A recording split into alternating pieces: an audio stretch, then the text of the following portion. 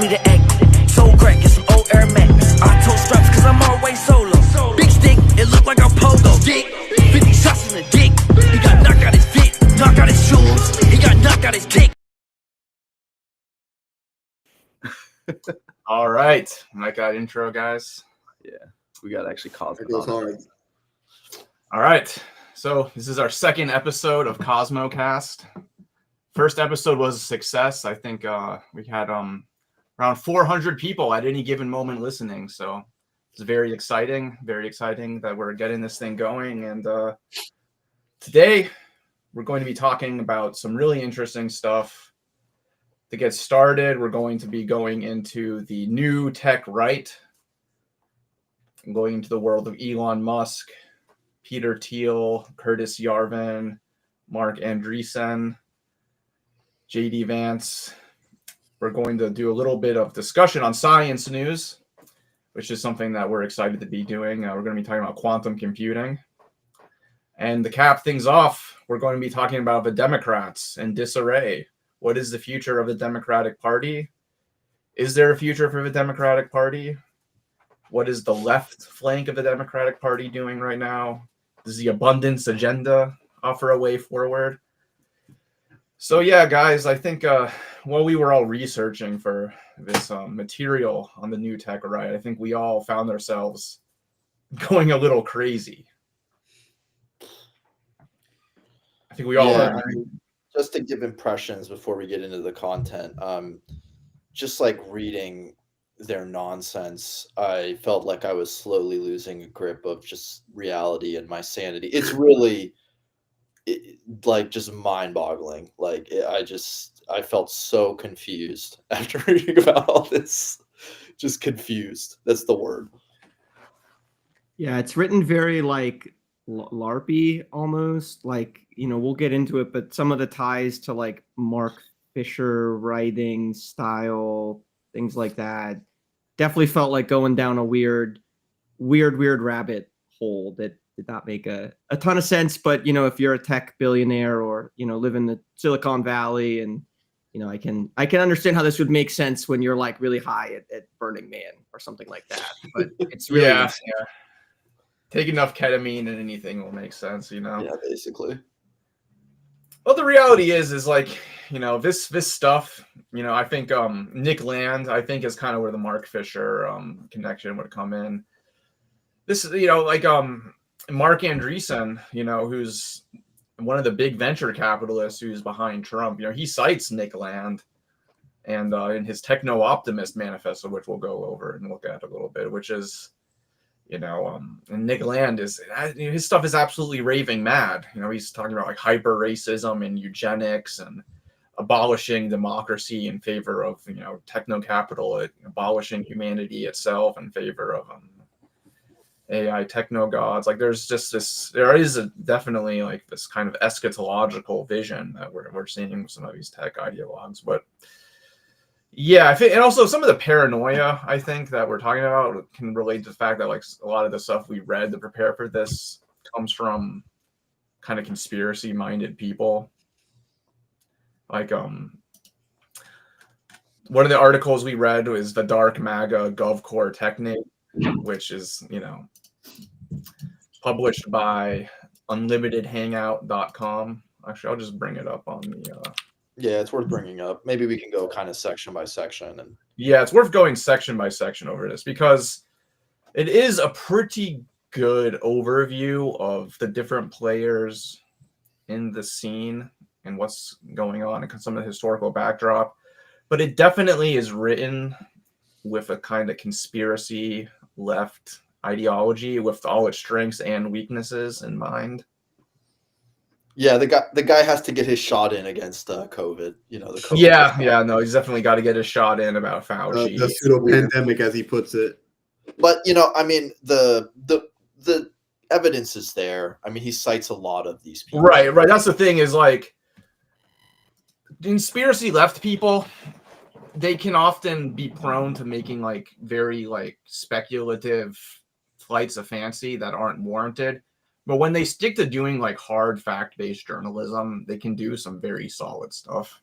Well, precisely because they know they have to like make what other people see as a spectacular jump, they sometimes like overdo it in terms of like the evidence. Like you'll meet some rando and like he's like, oh, like 9/11 was an inside job, and then he gets into like the dense like civil engineering and chemistry of iron. You're like, just shut the fuck up. I don't know this stuff, but I know you're wrong. You know what I'm saying? Like, Yeah. But with this stuff, I mean, it seems like he's got a pretty good grasp of the sources. It's yeah, not the material is there. I mean, like, Right. if anything, it's a good compendium of sources on all of these people and what they think, right? So, right. yeah. So I guess the first thing is, okay. So he starts off with Elon Musk because, I mean, that's kind of the most spectacular thing right now. I mean, catastrophic thing. And yeah, I didn't actually know about Elon Musk's, about this part of his family, right? People focus a lot on his father's side, right? Yeah, but his maternal grandfather is this Joshua N. Haldeman guy who he was basically a Technocracy Inc. guy,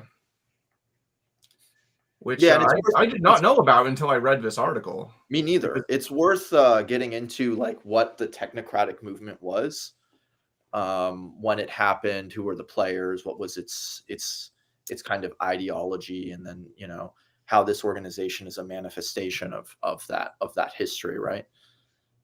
So I don't know if anyone has a good grasp of it. I wish we had Comrade Claire on here because she knows kind of like about this era and about these technocrats. I could invite her on right now, actually. Yeah, well, let's see if she's around. I'd actually never heard of Technocracy Inc. before this article. Yeah, that I hadn't heard of. I had heard of Technocracy Inc., but I good. had heard about it in less nefarious context. Right. Yeah, well, okay, so I guess it's worth going over what it was, and I can try to give some broad strokes. But it was a movement, an intellectual movement in the era of what is called progressive politics, right, in America.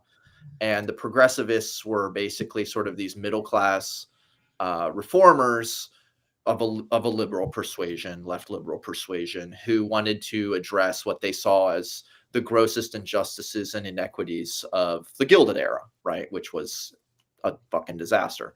And they were a collection of thinkers across universities and various institutions, and they propounded a philosophy in which, in order to address social ills, a sovereign institution needed to sort of raise itself up to socially engineer and control all of society, right? And sort of like inspired by Taylorism, sort of treat society like a giant machine that had to be engineered and maintained, right? So yeah, I mean, I think that's and they kind of dovetailed with other people who are not generally considered. I mean, was Veblen a self-proclaimed technocrat? I know that he was definitely an influence on the movement, definitely like adjacent to it, and definitely part of the general intellectual community that gave rise to it. And also influenced the movement itself, right? Yeah. And obviously you have Taylorism, Frederick Winslow Taylor, a big influence on, technocracy. But it's that one had this idea of like a Soviet of engineers rather than a Soviet of workers that would run everything. And he kind of had a critique of the price system similar to that you would find from an advocate of central planning even. But his solution was not to have any kind of democratic planning. The idea was not to have direct producers.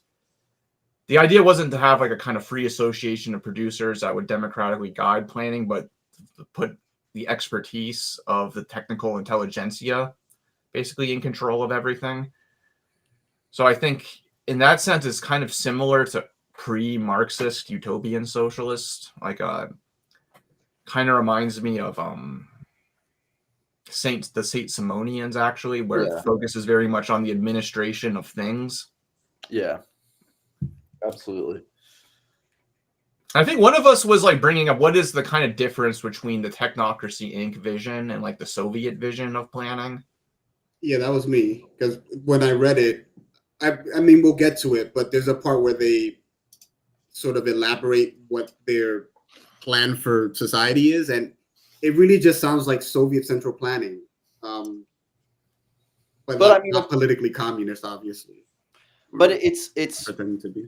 like, I mean, I think many of them actually were looking at the Soviet Union almost as a success story because, I mean, people were not aware of the extent of the crimes under the purges, et cetera, et cetera. But And a lot of this was happening before the purges too. I think Veblen came up with his Soviet of Engineers idea not long after the October Revolution, actually. yeah, so the major difference is that, like, in principle, it's what Donald said, right? One is the direction of production towards social need, but governed by a cadre of experts, engineers, basically, scientific intelligentsia. And we as communists want to direct social production towards the ends of social need, but on the basis of the free association of producers and their ability to deliberate about what needs they want fulfilled and how they want to distribute the surplus product in equitable fashion, right? So there is a crucial distinction. I mean, it's basically the self-agency of the masses versus the great inglorious elite telling people what they need and engineering things towards that end. And today, the way we see that is like the Doge agency, right? With Musk kind of as the, kind of monarch king at the helm of that. Something that I didn't realize that this article kind of mentions is that the Doge, beyond just being like a meme, is also the term for the Venetian chief administrator, sort of historically. Doge. Yeah. The Doge, yeah. And I think that is like a clear inspiration for Musk. Like he views himself as like, the chief technocrat who's deciding, what works and what doesn't in federal government, alongside his army of, Zoomer computer scientists who can use AI to, find these kind of efficiencies and so on. So they're trying. I'm not sure that they actually are the experts that they think that they are. Even if you kind of take their theories at face value, I'm not sure they can really deliver on that promise. I don't think, from what I've heard, Tesla does not seem like a particularly well-run organization. Musk does not seem like a particularly effective administrator. But that is the aim of Doge, is to, be the technocrats in the Fed. Yeah. So, three things. One, in this stage of capitalism, the American bourgeoisie suffers from some kind of senility or senescence. And so the truth is that despite their pretensions of being innovators, they have no good ideas, really. They really don't. The second thing is that, like, it is interesting how in this kind of dark enlightenment neo-reactionary movement, and we'll get more into what that is, they're constantly looking for historical antecedents. One of them is, like, as Comrade Jack was saying, is the Italian city-states. And one of the reasons is because it's, the stereotype, at least, is that the Italian city-states were these sovereign cities, but they were basically run by major families and corporations. Like, you think of the canonical examples being the Medici, right? So that kind of like neo-Renaissance vision, we'll talk more about how they want to dissolve nation states. It's kind of weird internationalism, how they want to dissolve nation states in order to allow Sov cores to grow. And the last thing I wanted to say is maybe we should talk a little bit more about Technocracy Inc. So, I mean, I guess I can begin, but basically Elon Musk's mother, her father, right, helped found this group called Technocracy Inc., which was, from what I understand, basically just an organization trying to preach and implement the tenets of the technocratic movement, right? And the last thing I want to say is that but it's interesting because, there is this very authoritarian and totalizing tendency to technocracy. Like they really want just like a group of people running everything and setting things up perfectly. But the content there is a progressive content in that, you know, like these were people who were of quote unquote the left, even if they were like weird authoritarian Fabians, they still had some progressive politics. They still wanted to address things like inequality, you know, and it's interesting how like, even though like Musk comes from this line, all of that content is just, that progressive content is just dissolved.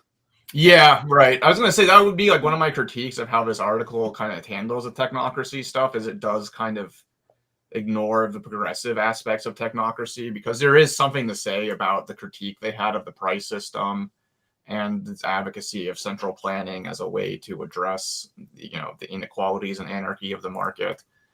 But I do think there is something to say about the kind of there is a tendency towards thinking that a small core of experts can kind of just socially engineer society. I mean, it's literally aristocracy. Right, exactly. So there is a way that there is a way that it dovetails with right-wing thought as well. Like, yes, there's a progressive content there, but because it relies on this idea of a small core of engineers, like engineering society to escape this like anarchy of the price system or whatever, it therefore kind of falls into almost pre-modern aristocratic conception of society. Well, yeah, it's very much like it's like quote unquote merit based. It's like liberal aristocracy. It is like Aristotelian, like, yeah, but I mean, unlike everybody's the slaves of the notables or whatever. The thing that the metaphor I would use, like, it's like society like an ant colony. Yeah, kind of. Yeah, but yeah, basically. And the other thing is like, it has to like, there's also very clearly right-wing aspects of this movement, because this is also a time period where eugenics is very much in vogue, and there's various theories about basically how classes are actually biological divisions, and the cream rises to the top or whatever, outcompetes everyone else. And they are also very disdainful of just the ideal of egalitarianism. They say that, you know, the equality has no biological basis, right? It's not based in fact. Your facts don't care about your feelings or whatever. So, yeah, I mean, there are obvious reactionary tendencies. Yeah, I mean, it's the era of the PMC in a way. It's the era where you have this rise of this you know, this kind of middle, you know, this I guess middle class of technical intelligentsia professionals, but also you know, ideological intelligentsia who are not part of the proletariat necessarily, but aren't part of the capitalist class, and so they want to kind of help create a bureaucratic strata in society that can manage the contradictions of capitalist society as industrialization develops and takes over. And kind of the difference now, or one difference, is like, you know, the people who are putting sort of the new technocracy forward today are not really the middle class. It's like, you know, the kind of new Gilded Age capitalists. Right, exactly. Because you can kind of see the progressives, the classic technocratic progressives, almost as a reaction to the Gilded Age capitalists. Whereas today, it's the Gilded Age capitalists are trying to put the technocrats in charge. And this is, you know, kind of a point for materialist analysis, because as soon as the technocratic idea gets put in the hands of the bourgeoisie, what does it become? Nothing less than a rationalization and justification of class inequality, right? So, yeah. All of the progressive content gets liquidated. Let's develop a technocratic sort of paradigm and vision that, you know, just very coincidentally helps us out a lot.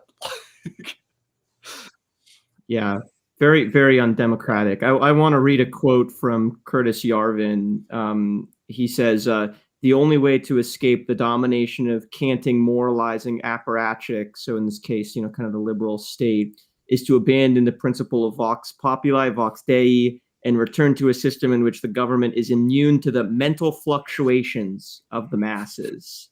So this idea that like democracy is like fundamentally corrupt, fundamentally degenerative, and really the solution that they're putting forward like is an end to there's a democracy famous and the rise of there's a Yarvin quote: "Democracy is not doomed. Democracy is doom itself." Like, Is that Land or Yarvin? oh, maybe it's Land. I can't remember which. It's because they were really taking a lot from each other in kind of the early period, I guess. Of it's worth talking about like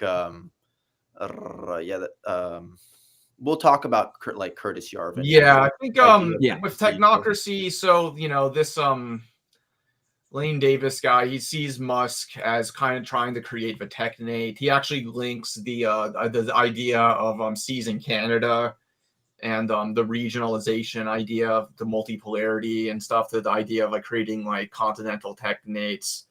I don't know how much there is to that, but they also bring Taylorism into the equation and this kind of idea that Musk sees, they basically see us all as like a big human zoo that, they can use and social engineering the program in order to get what they want out of us. And you see this in its most extreme like forms in Nick Land, where he basically like talks about turning us into like human batteries or whatever. So we can. So like Matrix. Yeah, it's so warpy. It's so stupid. Some of the stuff these people say.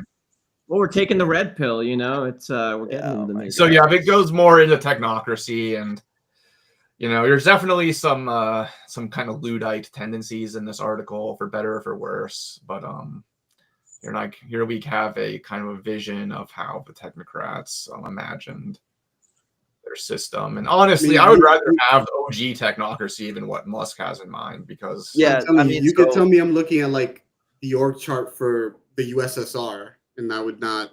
It's it's not my ideal. I'm not. There's things I don't like about it, but like it seems like a better starting point than like what we have now. Yeah, so it's worth explaining that there's this weird internationalism that the technocrats espouse, which is that like we're going to dissolve nation states and replace them with kind of like these continental blocks, and there will be like a supreme government, but then there will be like kind of sub governments, and they all coordinate to run things in a continental and global way. So yeah, it's crazy. And like they love to say things like, one of the problems we have with Marxism is that it like doesn't go far enough. Like we're the true radicals. We're the truest radicals. We're too lib. In a way, yeah, you guys are insane. Yeah, because in the end, like Marxists are like individualists. Like we do believe that like the human individual is a thing that like should flourish and have freedom, and like, we do care about things like individual. That is ultimately our goal, is like individual freedom and flourishing, and the social conditions for human flourishing outside of accumulating wealth, right? Not just like making the human zoo function as like efficiently as possible. And the question that you have to pose to these people is like, why do you care? There's no value, there's no rational like reason why you should care about all this shit. Why do you want to make the zoo orderly? Like, is it like some law of nature that you have to be like some good zookeeper? Like, I don't understand why even care at all, right? It's a technical problem to solve, and computer scientists love nothing more than a technical problem to solve, and computer scientists are not that connected to the to humanity and the real world, and they I just think that in a lot of ways Silicon Valley is like incapable of understanding. I think you're on the money, Jack. It's a certain social position trying to relate to the problems of society. It's like you're this like Silicon Valley engineer, like, walking the streets of San Francisco, and you see all these homeless people and trash in the street, and, you see all these problems. And so you think, oh, well, we just need to put the experts in charge and to put the right algorithmic, I think they really do have like a self-conception of themselves of like the way it's kind of like that guy from that show, The Big Bang Theory. The really like Sheldon? Sheldon. They're kind of like all like that, in the sense that they reduce everything to like, well, if I was smart enough, I can come up with the solution. Yeah, basically. They have that self-conception as a milieu, seemingly. Yeah. There's also kind of an escapism where it's like, what if we just restarted in, like a city outside of San Francisco that's just run by people like us. You know, it is very like, I don't know, psychologically does seem kind of inspired by like the alienation that the tech people have and like the social fabric of San Francisco. And you can kind of see it. And we'll get into this more, but the kind of like, you know, seasteading, city state, you know, praxis, all this kind of stuff. Like that's something that like, you know, when I heard about like praxis and all these like cities that they were trying to build, it's like, why, where the hell, I mean, besides trying to create like zones where capitalist accumulation is completely unfettered, like what is the inspiration behind this like attempt to create city states? And it's precisely like it's kind of refers to what I said before, which is like this new line of thinkers, like takes almost Italian city states or the Greek polis as like this ideal, except transposed into capitalism. But and so like that's basically where this like fucking weird, these like weird like island states that they're trying to build come from. Yeah, you know? I just don't get it. well, Burning Man too. What I don't Burning Man and like kind of that hippie. Yeah, there's a link to culture the as hippie well. utopianism. You Yeah. know, there's a romanticization of like the old Greek city states and like, oh, we're gonna like, you know, the ancient cities, we're gonna found a new city and have it be run by philosopher kings.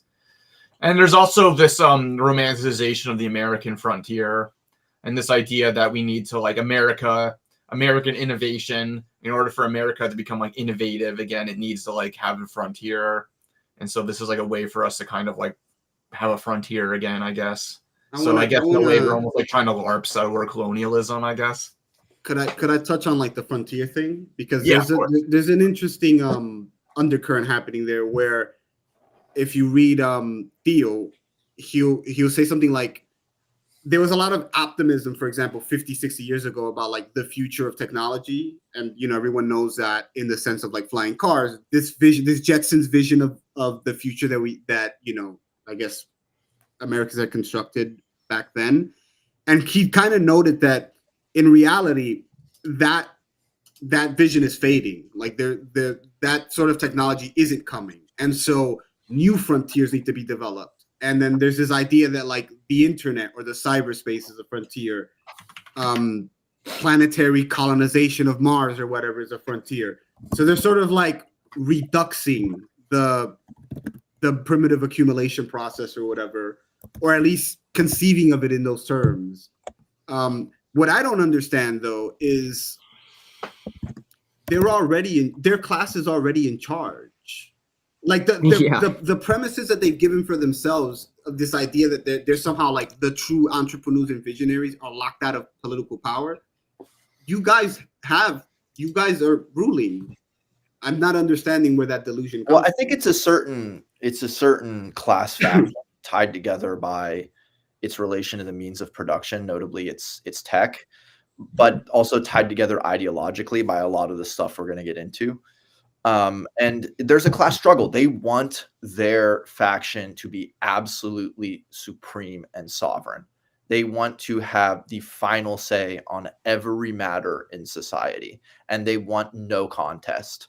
If bourgeois representative democracy puts any kind of fetter on their ability to exercise power, then they want to destroy it, right? That's I think that's what's central. Like, of course, the bourgeoisie in general is in charge, but still the executive committee of the bourgeoisie, the state, does try to keep things in check so that no individual interest can just tear shit apart, right? Tear the social fabric apart. But they want to get rid of any obstacle. Retire all government employees. Yeah, rage. The Yarvin line that I think JD Vance picked up as well. Yeah, it's basically the motto of Doge. So yeah, the accelerationist neo-reactionaries, I think, are basically the ultimate expression of this ideology of like the kind of pure class interests of tech, like expressed in like the most naked kind of form. And so basically the roots of this you can kind of point to Karl Schumpeter, Joseph Schumpeter, I mean Karl Marx, Joseph Schumpeter, but creative destruction, the idea of that, we're entrepreneurs are destroying old markets and creating new ones in this kind of cycle of investment. And then from that, you you kind of have this Deleuzian idea of deterritorialization and then reterritorialization. Like, in the Communist Manifesto, Marx talks about like capitalism comes into the world and all that is solid melts in the air. Like traditional bonds and norms and ways of life are kind of blown away by the oncoming of capitalist relations.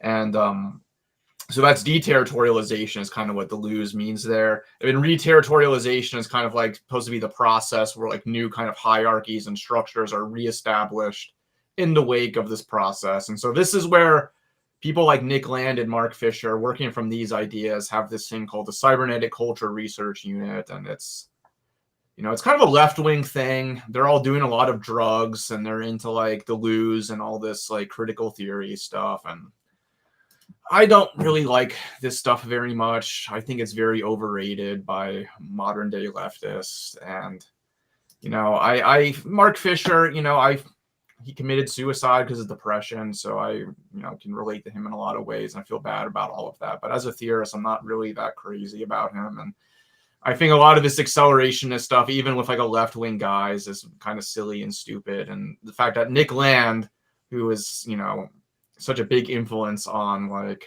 a lot of this stuff. Well, so it's worth.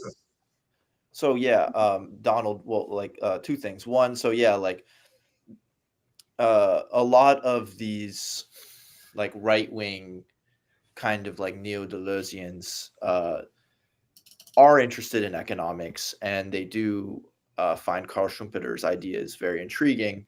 And basically the idea of creative destruction is just that capitalism is an engine of growth because it's inherently revolutionary.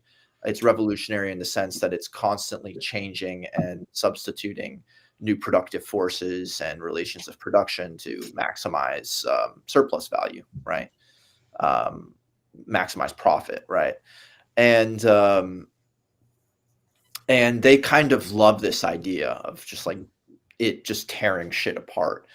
Of course, like what Donald was saying, what's interesting about what Donald was saying is that, a lot of liberals and sort of uncritically minded capitalist epigones, they like to believe that it tears apart all of these like irrational morae and value and replaces them with sane and rational ideas. But the truth is that the very alienation and disruption that capitalism causes actually gives new life to even the most reactionary forms of ideas and cultural practices.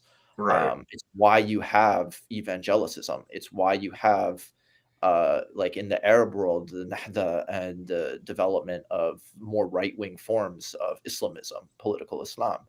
So, this whole way of thinking is a total simplification. But right. The other thing worth mentioning is maybe two things here. One, Mark Fisher's idea of capitalist realism, and two, what the hell accelerationism is. Because I saw someone in the chat being like, there's so much goddamn political lore, so many isms and names.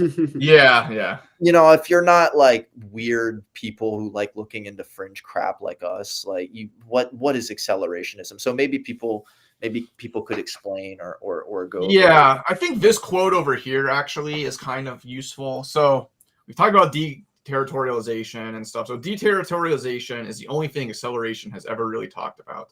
In this germinal accelerationist matrix, there is no distinction to be made between the destruction of capitalism and its intensification.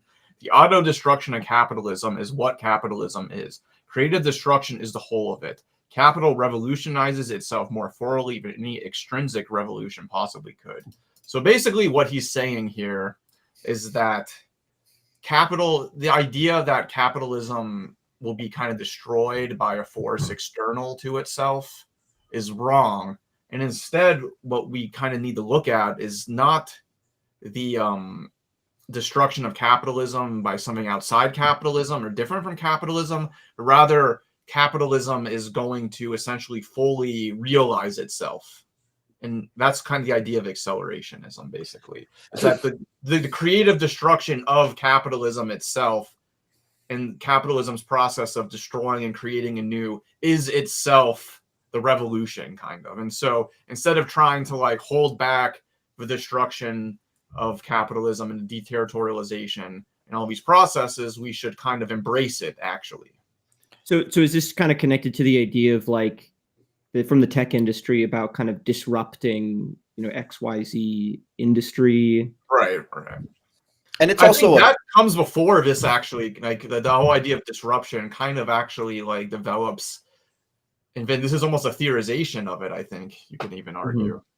and it's a very easy jump to go from, well, we should do whatever to intensify the self-destructing behavior of capitalism to glorifying capitalism, right? It's Right. not a jump to make, right? And that's precisely the jump that Nick Land makes, right?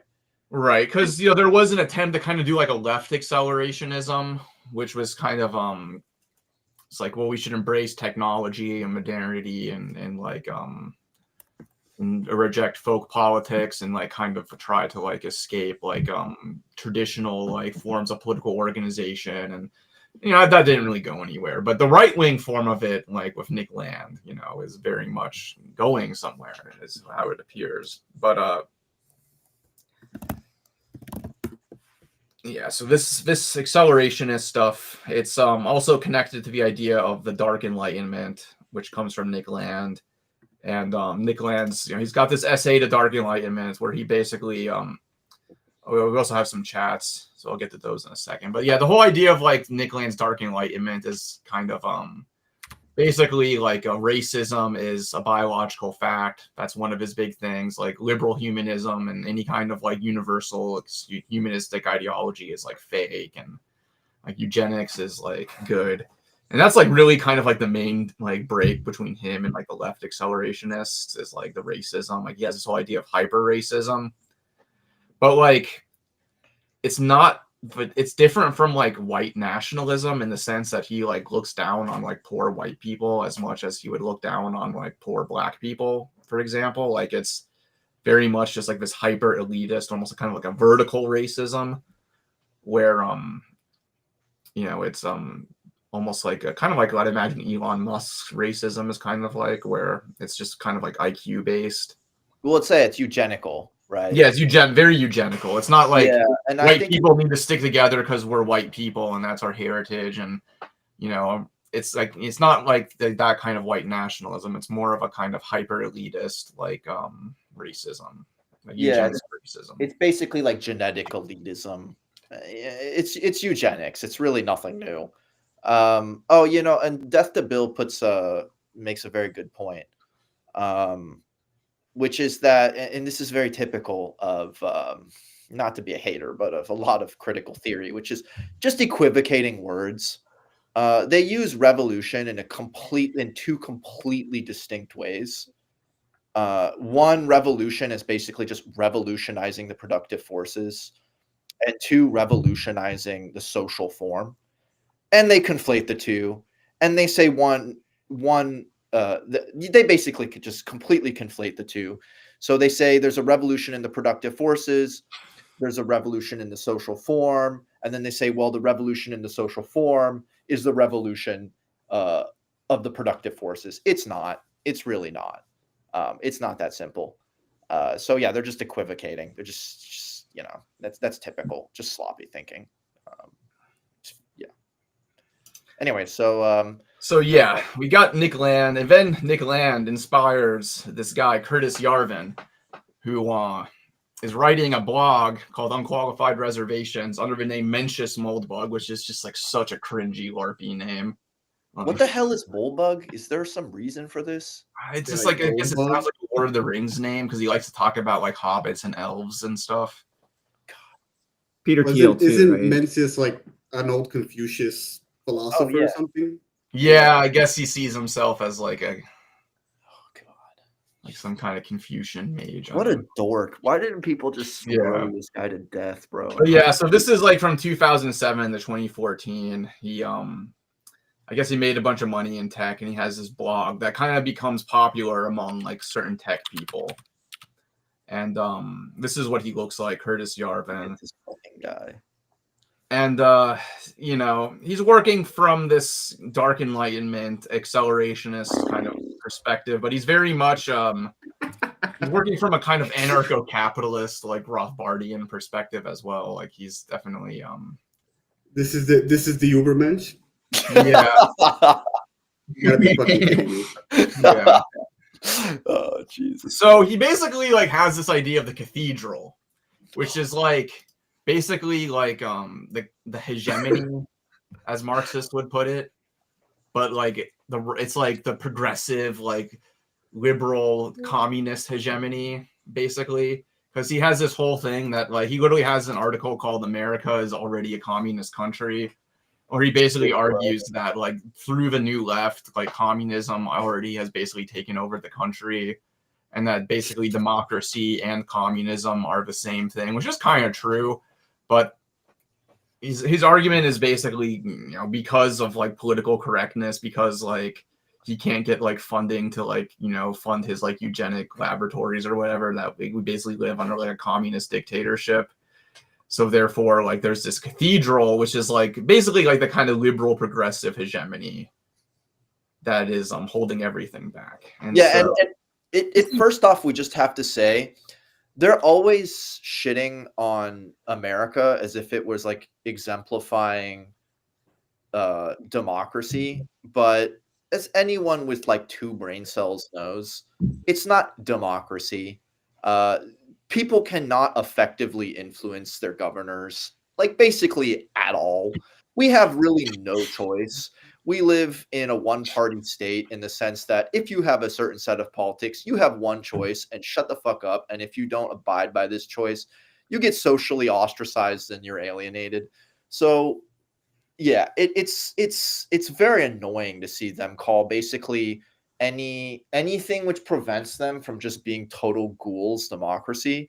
yeah. And the cathedral is like this, you know, everyone identifies an enemy in politics, but basically the cathedral is anyone this guy doesn't like and like doesn't allow like anyone who like doesn't allow him to just like make children work like 18 hours a day and like doesn't allow him to like use racial slurs openly and publicly.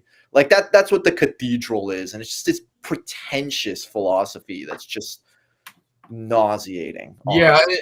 honestly. It's like democracy is basically like anything that like gets in the way of like oligarchy from having complete control, basically. Yeah, that's it.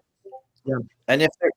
And so it allied so much in terms of like, you know, universities are communist. Like I think Liz Franzek made this point on TrueNon, but like universities aren't, you know, like Marxist. Like universities are like, you know, liberal. Like, you know, the progressive elements within universities are pretty marginalized even before, you know, before the Trump administration's kind of most recent crackdown. Protesters are cracked down upon. You know, it's it is really anybody they don't. It's actually kind of ironic because I can't think of a more technocratic institution than the university. yeah, I mean, it's actually and even the putative liberalism of universities has to be challenged. Like a lot of people at the head of universities are they're not like rad libs or progressive liberals. They're fucking centrists and they share so much with the center Republicans, right? And like as we see too, like they share a lot with the far right. Like for instance, if you criticize Israel, we ruin your life. And Columbia has done absolutely nothing to stand up for its students. And the reason is probably because they agree with the crackdown. And this is the perfect cover to fuck people's lives up. So, yeah, no, I mean, these people should try being communists. These people should try being Marxists. And then they'll see what it's like to like actually be silenced and hunted and alienated and ostracized for taking a morally just and difficult position, right? Their ideas are not, you know, I mean, just fuck off. I mean, how do they square the existence of the cathedral with the fact that there's an active anti-Zionist crackdown in Colombia? Well, they see the cathedral. I mean, yeah, I guess they kind of see it as them maybe weakening the cathedral. It's like they're, you know, it doesn't make any sense. It doesn't. It's not really clear. In other words, it's not really clear what the cathedral is. Yeah, let's see. Like here it says the power structure that bind the cathedral to the rest of the apparat are not formal. They are mere social networks. There is nothing you can do about this structure. You can't prevent people from emailing. It's really hard for me to call this this self-serving shit a philosophy. Yeah, it's so bad. It's like they're trying to do Gramsci's hegemony theory, but like right wing. But it's just, But like have like not actually read any philosophy. and yeah, here it's like, Yeah, but they he's now have attempted to be control of, like, the the state's real problem president. is that as a political form, democracy is more or less a synonym for theocracy. They really should, they really should just, and Lasurda's work on Nietzsche is really just amazing for this. A lot, basically the tying thread of all of this is a kind of Nietzscheanism in the sense that it's a radical aristocracy. That's what it is. It is an attempt to place all power in the hands of an aristocracy. And any attempt to prevent that needs to be squashed by whatever means, right? And that is the political kernel of this whole movement. Of course, the great jump is that they elect themselves the aristocrats. Or a better way of putting it is that the market has elected them Right. the aristocrats. Maybe Varoufakis is onto something with this techno-feudalism stuff. You know, honestly, I was kind of reading this shit, and I think that Varoufakis kind of, I mean, I haven't read it, so I can't really say, but maybe the better way, like, techno-feudalism is another maybe good, like, way to characterize all of this shit. You know what I'm saying? Like, Yeah, I mean, I don't think it's a break from capitalism, but I do think it does show a kind of a growth of, I guess, I don't want to even call it feudal, but kind of tributary and almost rentier like relations. I mean, that's kind of the whole business model of Silicon Valley, is a giant rentier economy. Yeah, right. the truth is it's also just playing on some of the deep contradictions of even early stage liberalism. Like even people like John Locke were disgusted by the masses. A lot of this stuff is just 19th century liberalism. Yeah, the level, like he found the levelers completely abhorrent, right? And that is of the Civil War. And so liberalism has always had this contradictory hatred of egalitarianism and democracy. And in many ways, this aristocratic like radicalism is just a continuation of like just traditional early liberal thinking, right? So Yeah, just with like a tech kind Like of a veneer. new tech Yeah, veneer on it. Like with the blockchain, that's going to form the new social contract that you'll have, with your tech company overlord in the city that you live in, where everything is on your phone, and stuff. I don't know. I can't. I think what you all think about this. Like, I can't help but think this critique of like the sort of being socialists is kind of like on a historical materialist level, like they are sort of yearning for a previous mode, a historical mode of social, organization, economic organization, kind of the return of city states kind of strikes me similarly, like, and that's where I just wonder, like, definitely it seems like, techno-feudalism is something that like they're aspiring towards, but like, is it even something that is like feasible under kind of like the a global capitalist system, or kind of like the global market is this like sort of a dominating presence, like can city states even gov cores even play a role here, like just on a materialist level? I don't know. Well, the interesting thing about from what I remember about the Marxist criticism of utopian socialism, besides an attack on its idealism in the sense that it is ideas that drive history or the engine of history, is it's a criticism of its understanding of social change, right? In a way, like it's almost like they're making a kind of libertarian argument that like society is much too complex for any one or group of human brains to come up with a plan and enact it exactly as they see fit, right? There will be historical tendencies that can be directed or intensified or mitigated, but those historical tendencies are what's going to dictate the social evolution. No group of Ubermensch with great ideas. And that's precisely where like this whole attempted coup d'etat by these like tech fuckers like goes wrong, is that like try all they can, they're going to try to implement their Sov core, and we'll get into what that is. They're going to try to implement their like weird city states, but that's not where social evolution is going. And that's not what the natural and social problems of society require. Like, for instance, you can't solve climate change, a fucking global issue, a literal natural global issue, by the collective, or like by the by the collusion of various like fucking Venices. Like, that's not you cannot solve this global problem that way. But you mean, what if they were all on the blockchain together and they were optimizing? You know, what if that was the case? Oh, you know, then they can just burn. I do think part of this is like, as funny enough as they're constantly backwards looking and looking at examples from feudalism or whatever. I do think that the project is actually just a culmination of the class project that began in the 80s, which we all refer to as neoliberalism, in the sense that what they really want is a radical reconfiguration in the relationship between state and society, or state and economy. The problem is that they conceive of it in completely fantastical terms. And they have all of this lore for it. But I really think that's what's happening here.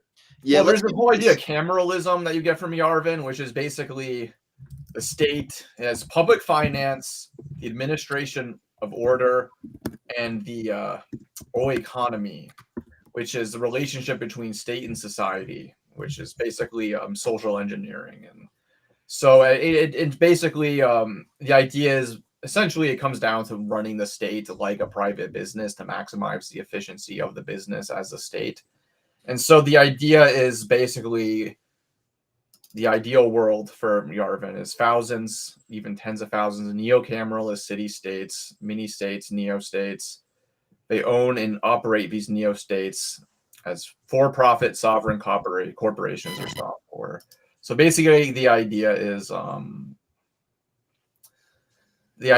instead of having like a government with some kind of parliament or even like a party congress or something like that, you just have a corporation that is the sovereign, and they appoint a CEO, and that is the king. And yeah, it's the idea is basically shareholder democracy in one city. And Yarvin's whole thing is like exit over voice. Like, if you don't like it, you can leave, but you don't have any voice in how it's run. And so he sees that as preferable. So basically, because the idea is like democracy is always fake, and it's a bad idea anyway, according to Yarvin.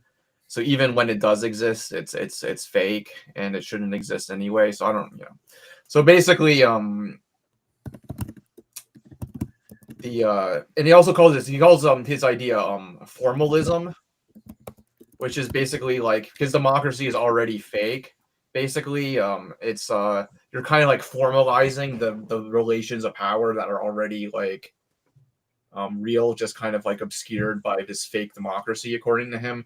And so basically for him, like Sovcore is just like kind of like directly establishing like the real relations of power and the real relations of the elite that like already kind of exist, but are just kind of like muddied by like this progressivist bureaucracy and ideology. Oh my God. Yeah. How does this relate to the sort of idea earlier around like the sort of international, like sort of technate? Right. That's what's interesting, is how does that mold with that? Because on one end, like, Yarvin's ideal is like all these like little city states, but then on the other end we have, like, how do they coordinate internationally? I guess maybe something like you would have like one kind of like large technate that would kind of be like a Donald, stop trying to make sense of this shit. Yeah, you're right. I shouldn't be trying to make sense of this. They're just trying to destroy everything so they can build it back according to their interests. Like, even though capital is international, let's revert to the parochialism of city states. Like, okay, right. Well, I think what they're trying to make sense of it is like they want to like kind of break things up, but also there's a simultaneous centralization of wealth. Yeah, right. It's just. They really need to just like get a life and friends and just. They've got a life, Jamil. They got a government to run right now. I I mean, think that's precisely the problem, is that they have a life. They should have less of a life. We should. No, what's something Yeah, happen for there. real. Here, I got a funny Straight to clip the I wall. found of Yarvin talking about democracy actually that I want to put up. It's very cringe. So just prepare to like prepare the cringe. Just your prepare ass to off. like throw This something. guy's voice is super I haven't actually heard it. irritating. Yeah, no, it's he's talking to Justin Murphy in this one, who's another cringe lord. Right. So what I thought would be a good exercise to kick things off is maybe you could dispense a kind of pill right now. And I was thinking, bro. I was thinking a Can you really be more specific? yeah, I was thinking a really good place to start would be on the concept of democracy. Oh, sure. Okay. Let's talk about democracy for a second. Actually have a nice little line prepared on that, which is people are very fond on Twitter and so forth. Did not mean to do that. Well, thank you for doing that. I mean, Is your country a democracy? And should it be a democracy? So the set of people who answer no to both of those questions, that's a relatively small set, and it's a pretty thank freaking God. weird set. So, Oh, dude, you're I'm so kinda proud rare of and that weird, set. bro. There's no one else like you, So- man. That's You're my such a perspective. renegade. The reason I wanted to start with democracy as a good You're test so case is special, because Curtis. it's arguably one of the most universally applauded concepts or values right now in kind of mainstream culture, right? Democracy. Well, I was going to stop you before you said, right now, actually, it's pretty much universally reviled, but it's only universally reviled if you consider all historical periods as equal.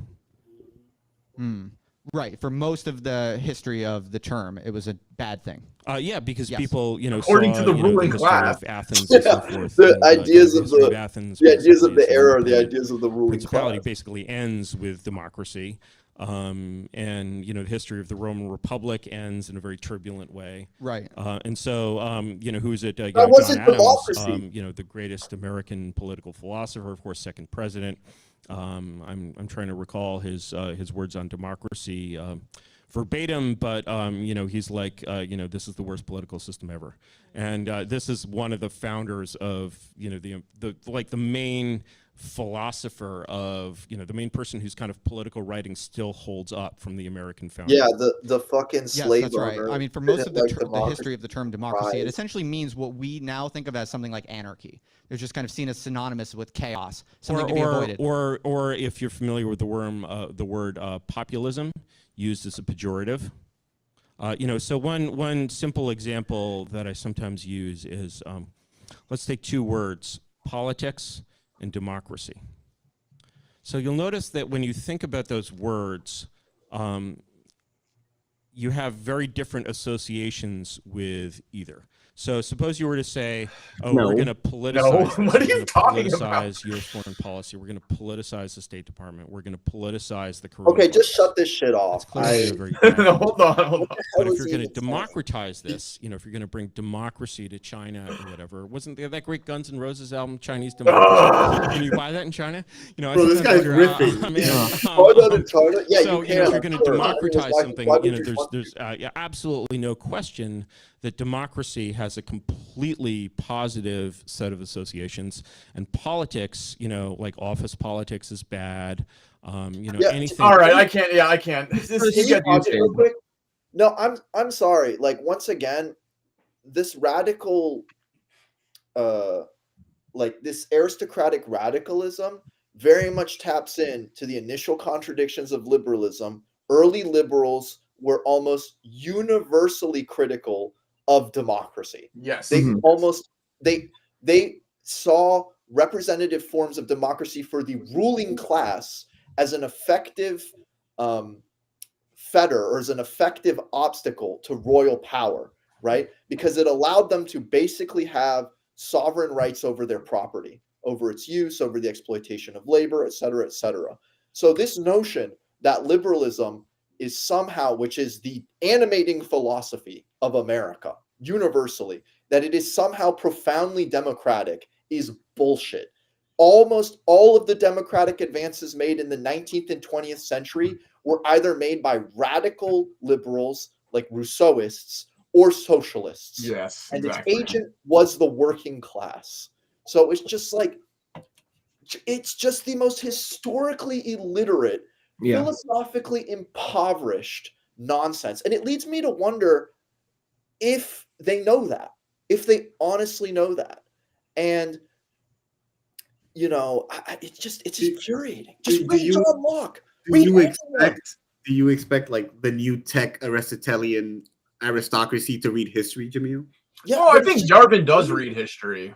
He just reads aristocratic history. Like, I remember there was the debate he did with Ben Burgess, who, you know, not exactly my ideal, you know, person to debate Yarvin per se, but they're talking about Haiti, and Yarvin is like, oh, you think you know about Haiti? Have you read Lothrop Stoddard's book about Haiti? And Lothrop Stoddard, if you don't know, is basically like the race theorist of the 19th century. Like, he wrote this book, Rising Tide of Color, which was just this, you know, basically pro-white supremacy tract that was big in the U.S. South. And so, yeah, you know, it's, you know, they read, he's, you know, like all Yarvin's fans will be like, oh, Yarvin's so smart. He reads books from the 19th century, bro. Like, yeah, you remember that whole like trend in the media of like, oh my God, like Obama and like Bill Gates read books, dude. Like, whoa. Yeah. No, it's so funny too, because the Obama administration, all of these Silicon Valley people were like, you know, totally ingratiated into the Obama administration, just like they are now in the Trump administration. Bro, also, like, I can read like The Hungry Caterpillar like 80 times. Like, I'm reading a book, but like, who gives a shit? Like, it's what you're reading too, right? I mean, god damn, bro. Just he should have been like, to that guy, like, have you read CLR James? Yeah. Like, I'm sure you haven't. And that's a really good book, by the way. So yeah, definitely. That's a sick book. I love that book. Yeah, it's incredible. So yeah, this Dark Enlightenment stuff, I think we've kind of gotten a grasp of what this is about. It's hyper aristocratic and hyper anti-democratic. I mean, they want to just eliminate democracy and replace it with antisocial. Like they do antisocial, not like human beings. And we'll get more into like the kind of like how this philosophy is concretely playing out, I guess, like next week. But basically, like, these people have these ideas and they see the Trump administration as just like a quote unquote populist smokescreen or cover in order to just like implement their like deeply like just like anti-popular ideas, right? Like, just not like, no one would buy this shit. Like, so like, yeah, Trump is just like their like little bitch, and they're passing like a Trojan horse. Yeah, they're passing off. They're implementing all their ideas through this asshole, this dipshit. So yeah, but I think Joseph is right that like this project is kind of, you can look at it in a broader lens beyond just kind of like Trump and Doge is like a continuation of like neoliberalism and dismantling the state. And like, you know, it's worth noting, like, you know, Thiel, Palantir, Andreessen, like their experiments sort of in Ukraine with kind of like quote unquote digital democracy. Like there is kind of like a longer arc to this, you know, beyond just the Trump administration, and it does kind of extend across administrations. Oh, absolutely. But I think it's an interesting thing about in what ways this is kind of a break from neoliberalism, because it's easy to see this as like a kind of, as the, you know, the kind of telos of where neoliberalism has kind of been going. But there does, you know, there were global bureaucratic institutions that were associated with neoliberalism, and there was this kind of progressive ideology. You know, I guess some have come to taking it like calling it wokeness or whatever, but there was like a kind of, and I kind of link it to like the fact that like the global capitalist class in like kind of the post-colonial era did legitimately like need to like diversify and incorporate like post-colonized like populations into the ruling class and into the bureaucracy. And so like it kind of makes sense that like in this kind of period of like neoliberal globalization, like you do kind of get like, you know, ideas like DEI or like, you know, these kind of ideas, for example. And so there is a kind of like liberal progressivism to neoliberalism that these tech CEOs are just kind of like completely burning down and just like going after completely with like the kind of anti-woke movement. I think that's precisely the break, though. Like ideologically, that's the break, because at least originally neoliberalism had to be conceived as like a universalist project. It wasn't just like the capitalist class that would benefit. Everybody would benefit from neoliberal globalization. Like the capitalist class had to pose neoliberalism as a progressive force, and so that's now kind like of that process is exhausting itself now. And I think now that it's exhausting itself, this section of the capitalist class is sort of masking off and saying, well, we don't care about the universalist aspect at this point. We want to benefit our layer specifically. Yeah, I think the good way of putting it is that out of neoliberalism, they're developed this like a political movement or idea that it had a progressive content, because they had to somehow reconcile the deeply anti-democratic nature of liberal economics with the evolutions that came from things like the civil rights movement, right? And the way to do it was to say, well, we're going to like drastically worsen inequality, but guess what? We'll allow people from various oppressed groups to like just a few of them to just like trickle in, right? Yeah, exactly. And that basically was DEI. Basically, it was basically. Yeah, and these guys are just like mask off, like, yeah, we don't care, right? As I think basically like because this kind of ideology, this progressive ideology, to them kind of took on a life of its own and started becoming too egalitarian, and people started taking it too seriously, and that got in their minds, it got in the way of capital accumulation to the ultimate degree. Like, because that's when like the AI ethics stuff was a big thing for these people when they started trying to bring in regulations on AI ethics and trying to like keep AIs from just like basically like being like racist basically as the societies that create them. Like that was like one of the big things I think that really drove tech people to like go far right, was like, well, the other thing, as I said, is just like, you know, all these like weirdos like Musk and Zuckerberg. I think they really, some of them are ideologues, some of them are really just cynical, and it's they just see the Trump administration as a Trojan horse for them to just tear up the quote unquote, you know, the regulatory state. Right. I think Andreessen is interesting because I can't tell if he's just a cynic or if he does really believe this stuff. No, what I'm saying is it's cynical in the sense that like they don't buy into the MAGA thing. They fucking hate these hogs. They think. They definitely like see like the average like, you know, middle American like MAGA like chud as probably like, you know, like dysgenic material and not. Yeah, exactly. So they're just like, fuck these hogs. They hate them. Like they're useful cannon fodder for their goal, you know. Yeah, exactly. They fucking hate these people. It's the tech Brahmins want to use the chuds, the middle American chuds, as like cannon fodder in order to get into power and kind of reestablish their total fascist or neo-feudal, whatever you want to call it, dark enlightenment technique. Yeah, so let's take a pause on this topic for now. We'll come back. Is your brain sufficiently mushed and we move on? You've lost too many sanity points, Jamil. You're like, so, keep doing this. The philosophy of drinking, you know, just like battery acid, it's like how it feels. So yeah, I think there's so much to talk about with this topic that I think we'll continue this discussion next week. Yeah. So I feel like we've only begun to scratch the surface here. Yeah, hopefully at some point I also try to like delve more into like their actual writings and try to write something like a criticism, because we just can't let this shit like just go unanswered. You know? Yeah. I think we'll talk more about Peter Thiel and Mark Andreessen. I think there's some clips I want to go over of Mark Andreessen. Yeah, and if there's any philosophers on the stream or whatever, and you want to do something like actually useful, tear this shit apart, please. Yes, please. We need people to tear this shit apart. Yeah, we really do. I don't necessarily have the time, so just wreck them. Just do it. Yeah. Yeah, you know, I've been reading about these people since like 2013 and seeing like this become part of the mainstream like politics and not just like weird crank stuff that I read about out of curiosity, because I like to read about fringe weird politics. Terrifying stuff.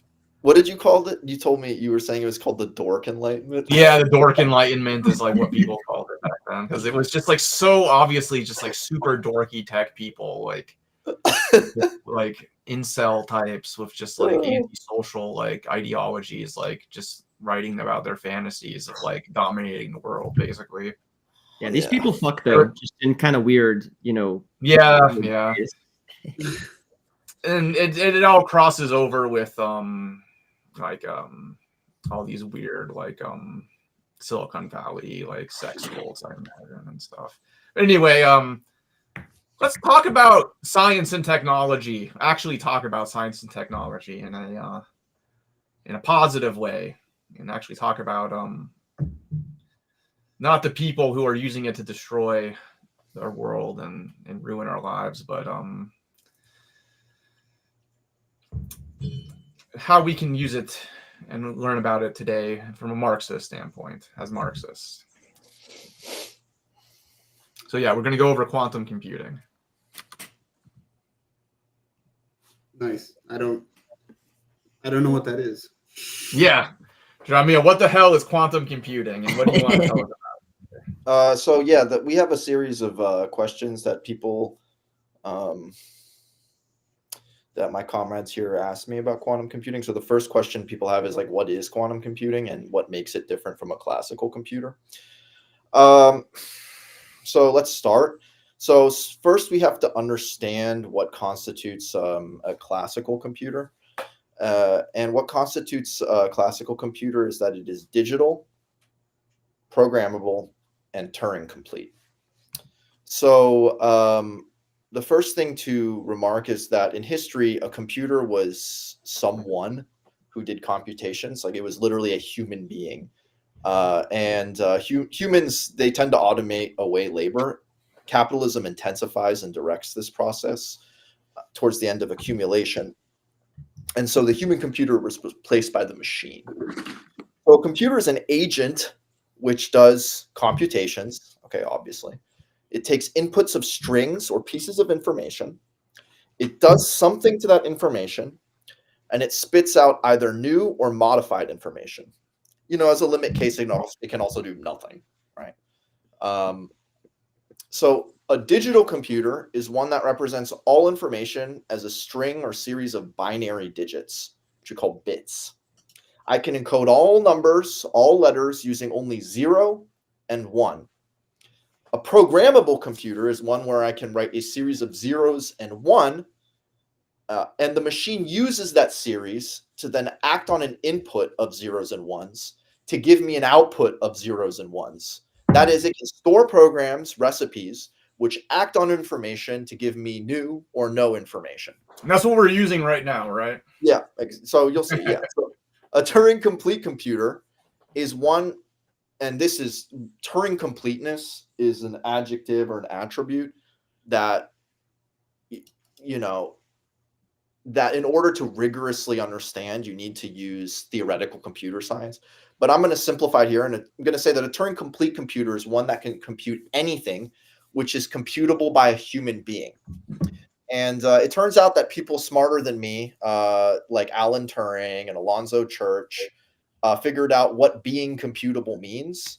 And they did this via the work of people like David Hilbert and Gottlieb Frege, Bertrand Russell, and a host of all others. So I'm proud to say that one of the sources of modern theoretical computer science was analytic philosophy. So yeah, this crazy theoretical thing I just described, that it's digital, that it's programmable, that it's Turing complete, you're literally using this thing right now, right? As you watch this stream or whatever, right? You're using a concrete implementation of the model. So, so much for like classical computing. A quantum computer is not a digital and programmable computer that follows the laws of quantum mechanics. Because in order to exhaustively describe any object or phenomena in nature, as far as we know, we need quantum mechanics or some quantum theory. Everything runs on quantum. So what makes a quantum computer different is that the quantum computer exploits fundamentally quantum features of nature to speed up computation.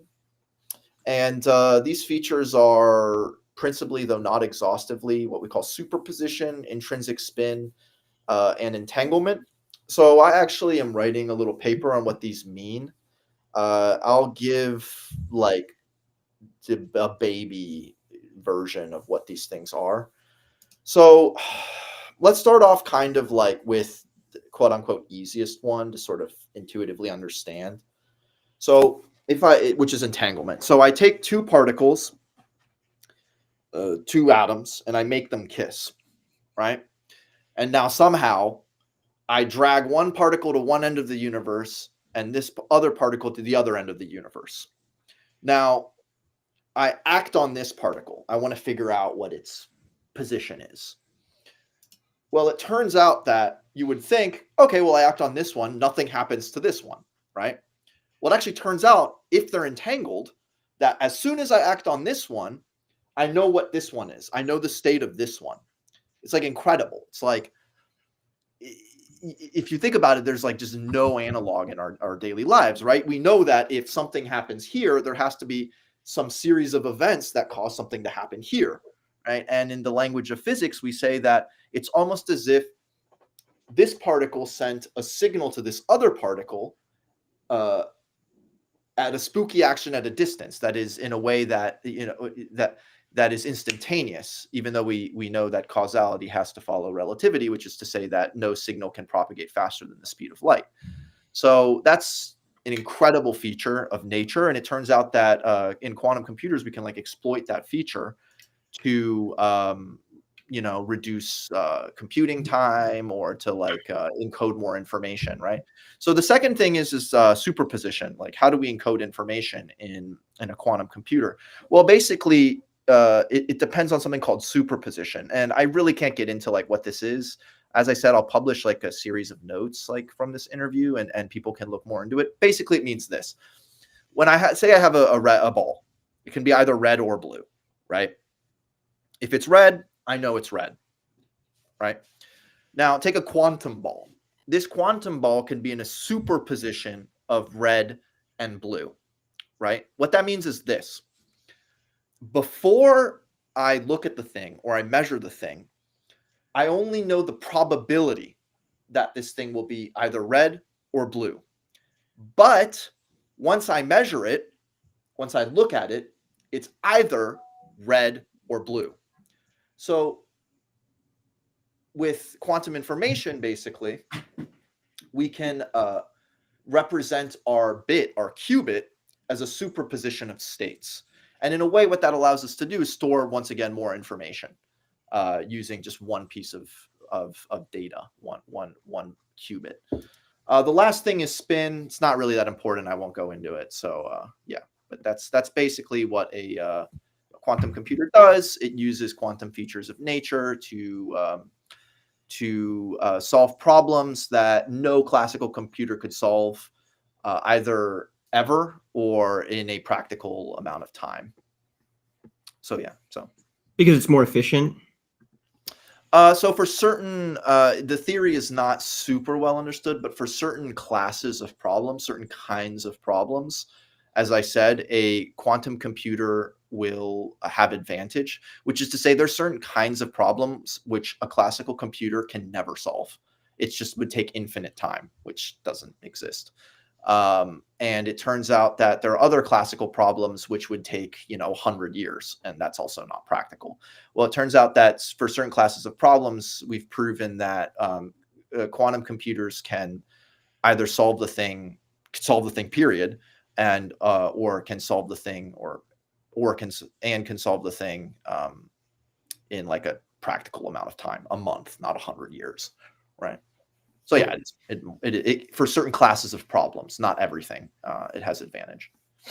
So like, because my background's in computer science, so I feel like I understand a classical computer pretty well. I really don't know how to like conceptualize what you just said in computable terms. Like even that explanation to me is insufficient in terms of like actually grasping Like, I don't understand. Yeah, so I mean, at the lowest level, it's really complicated, nitty-gritty engineering stuff. But just like if you know stuff about computers, you replace gates, so to speak, with quantum gates, right? And you replace, for instance, bits with qubits, and from there you go crazy, right? So it's a bit difficult even to understand a quantum compute. It's difficult to understand a quantum computer if you don't know the basics of how classical computers are designed, and it becomes doubly difficult because you also have to kind of understand quantum physics, or at least the math of quantum physics. But for our purposes, just take for granted that it uses quantum features of nature, harnesses those features towards the end of solving certain problems that can't be solved by classical computers, or can't be solved in a practical amount of time by classical computers. That's all you really need to know. So, okay. But like, I know I've been hearing about quantum computers for a long time. Like, at least, I mean, they've been like considered for a very long time as a feasible technology. What makes them so hard to build? Why don't we have one? So the whole, I mean, people have made the joke that AI is always 10 years away. People claim that quantum computers are 10 years away today because capitalists are trying to build them to attract investors, and to admit that the whole thing could take decades and might never come to fruition. It's not a good selling point, right? Investors don't like that. So people are claiming it's right around the corner or whatever, but it's not. So the idea of harnessing quantum features towards computation is something that came to prominence in the 1980s. As far as I understand it, actually a former professor of mine, David Albert, was one of the first to theorize the use of to think of a quantum computer or a quantum automaton. He wrote a paper in 1983. So in 1985, Richard Feynman, who's a Nobel Prize winning physicist, one of the greatest American physicists ever, if not the greatest, actually gave an influential talk about using quantum computing to simulate physics. And this is actually the line of work that I'm into, which is using quantum computing to solve quantum problems. Like, I don't give a shit about cracking codes or the blockchain or whatever. And finally, David Deutsch in the 80s and 90s kind of paved the whole field of quantum science, computing, and information. So there's one problem in particular that pushed quantum computing from being like an intellectual curiosity to being like a well-funded field with connections to like the military and state. It's a typical story under capitalism. So privacy in our society depends on encryption, on translating human readable knowledge into some kind of code. Only certain people know the code or have the key. Now, information in computers today is encrypted in what is called the Rivest-Shamir-Edelman algorithm. And basically RSA makes use of the fact that there's no classical computer and algorithm which guarantees that I can factorize a number into primes. Just don't think too hard about what that means. But so just know that classical computers can't do this, not always, and not for indefinitely large numbers. But it turns out that a quantum computer can, and the algorithm to do so is called Shor's algorithm. So if I can crack the key using this quantum computer, then I gain access to basically all sensitive digital information. I could get the information of the CIA, or the CIA could get the information of the Chinese state security forces. And it would not just be like an intelligence victory, it would be the end of all intelligence warfare. So coincidence, the military got very interested in quantum computing, and now it's flourishing. So what makes, in a technical sense, what makes computers so difficult to build? So you need to actually implement this like theoretical model in a concrete physical object, just like the computer you're using right now, right? And the computer you're using right now is built on what are called, this is a cool word that you can impress your friends with, a metal oxide semiconductor field effect transistor. But everyone says MOSFET. No one fucking says that mouthful. And we've developed very sophisticated means to build and control these MOSFETs. That's what, when people are debating in politics about semiconductors. It's about building these things. And these things are relatively insensitive to the environment. Like, you know, they can get hot. You can even spill a little water on them. You know, they're not super sensitive. You know, I mean, if I throw the thing in a fucking volcano, then okay, yeah. But so, but what makes difficult to build quantum computers is like principally like there are many reasons, but let me just summarize them in three. So there's a problem of measurement, which is I've said that there's this thing called superposition, right? You only know with a certain probability if it's going to be in a certain state, right? If for an input, I don't know what I'm going to get as an output, that doesn't sound like a very good machine, right? You know, I mean, if I turn the key in my car and it fucking blows up, you're not going to be like, that's a great car, I want to buy that car, right? So that's a major issue. That sucks, the measurement aspect. In a way, it can also be used to our advantage. But the next major problem is no cloning. So it's linked to this measurement thing. It's basically that I can't copy quantum information. So this also sucks because, you know, imagine I want to store some quantum information. You know, when you save a file, what you're doing is you're storing it to a part of your computer, right? Well, if I can't copy the information to that place where it's stored, that's also like what's the use of that computer? You know, you save a PDF file and you open it up and you get pictures of, you know, rather than getting pictures of Cosmonaut magazine or Cosmonaut magazine article, you get pictures of cats, which is not horrible, but, you know, not very useful. So the next thing is that like a quantum system is an extremely sensitive system. So we want to keep the system isolated, but there's all these other atoms around and there's random energy floating about, photons and crap, light, stuff like that. And these external influences are felt by the atom. The atom gets measured all the time. It gets put into certain classical states, created into new superpositions. It becomes entangled, all in a combination of all these things. And when the internal system becomes disturbed from whatever state we initially prepared it in, it's called decoherence. And reducing decoherence time is the goal. But reducing decoherence is, engineering wise, incredibly difficult. Like one of the ways we do it is we cool atoms to like really, really, really, really low temperatures. I mean, like minus like below 500 degrees like Fahrenheit, you know what I'm saying? And as it turns out, it's hard as hell to do. And like, you know, you can't really build a personal computer that's cooling things to minus 500 degrees. So, you know, that's near 0 Kelvin or whatever. So, it's very, very difficult engineering problem, in other words. And that's also, that's technically why we don't have quantum computers for now, right? So I guess the next thing to get into, the next thing to get into is like, what's the current state of the art, right? I don't know. Have people heard about like Microsoft making big claims? Yeah, I've heard. Yeah, and there's Yeah. Go ahead, Joseph. No, So- I've just heard that they claim to have or be the closest to like a functioning quantum chip. Yeah. So the preface Very is- heavy on claim because apparently there's a lot of skepticism about it. Yeah.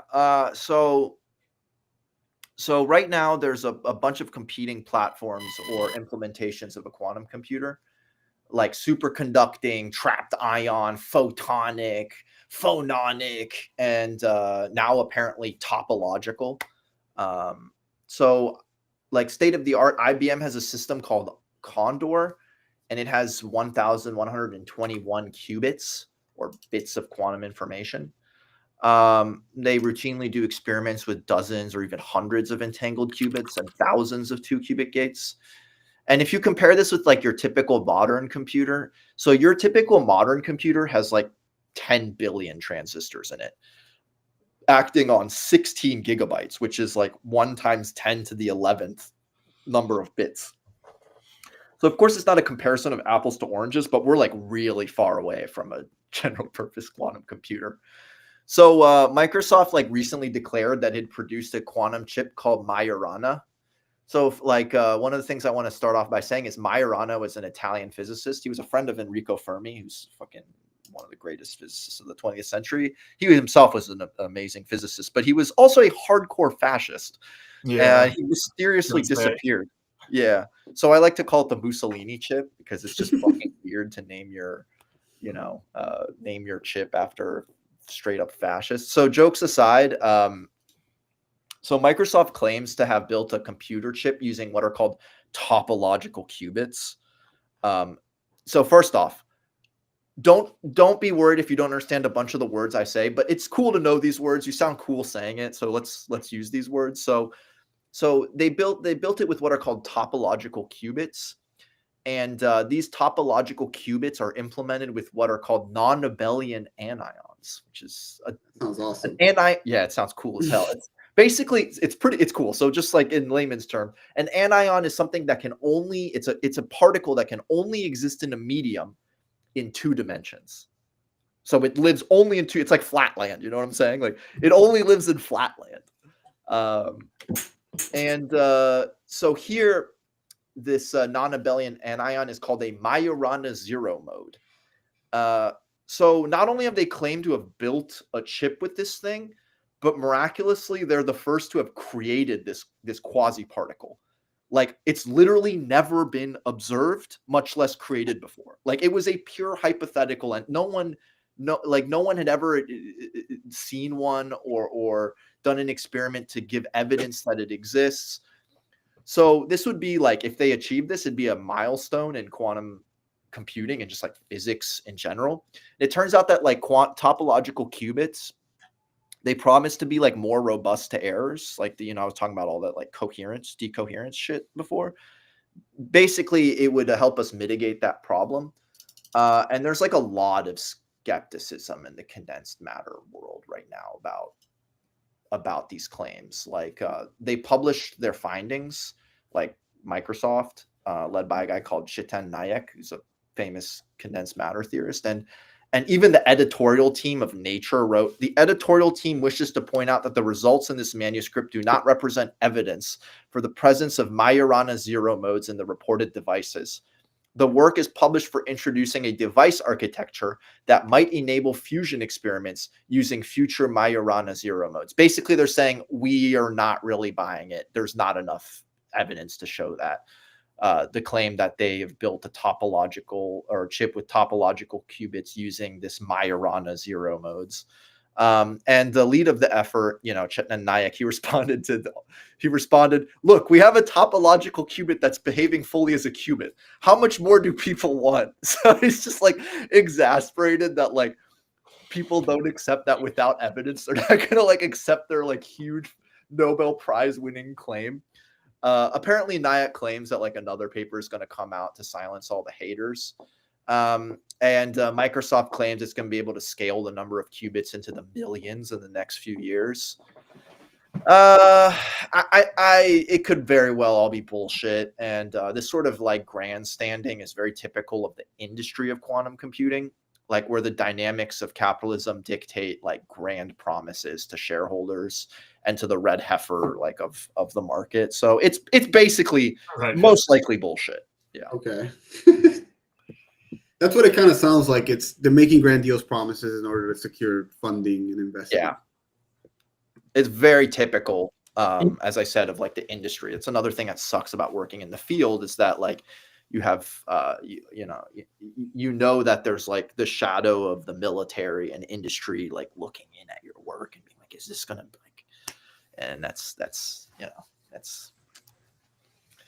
the tragedy of American science, right? Well, basically all science under capitalism. And Jamil, there's a comment in the chat here from Perrier saying Huawei, which we haven't discussed. I think we've focused on American sort of scientific interventions, as a new 3 nanometer chip for managing a new 6G network.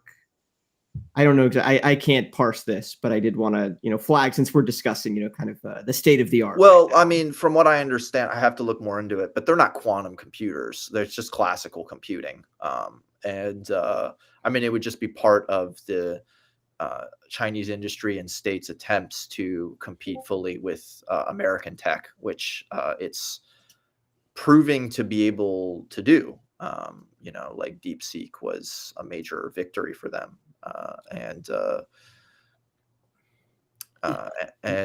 not only has it shown to be in many metrics as effective as OpenAI, but it's open source and it's more efficient. And the efficiency of these systems matter because, and we won't get into AI too much, but you know, these to train the models that make up AI, you need massive computing centers, and those massive computing centers need massive amounts of energy.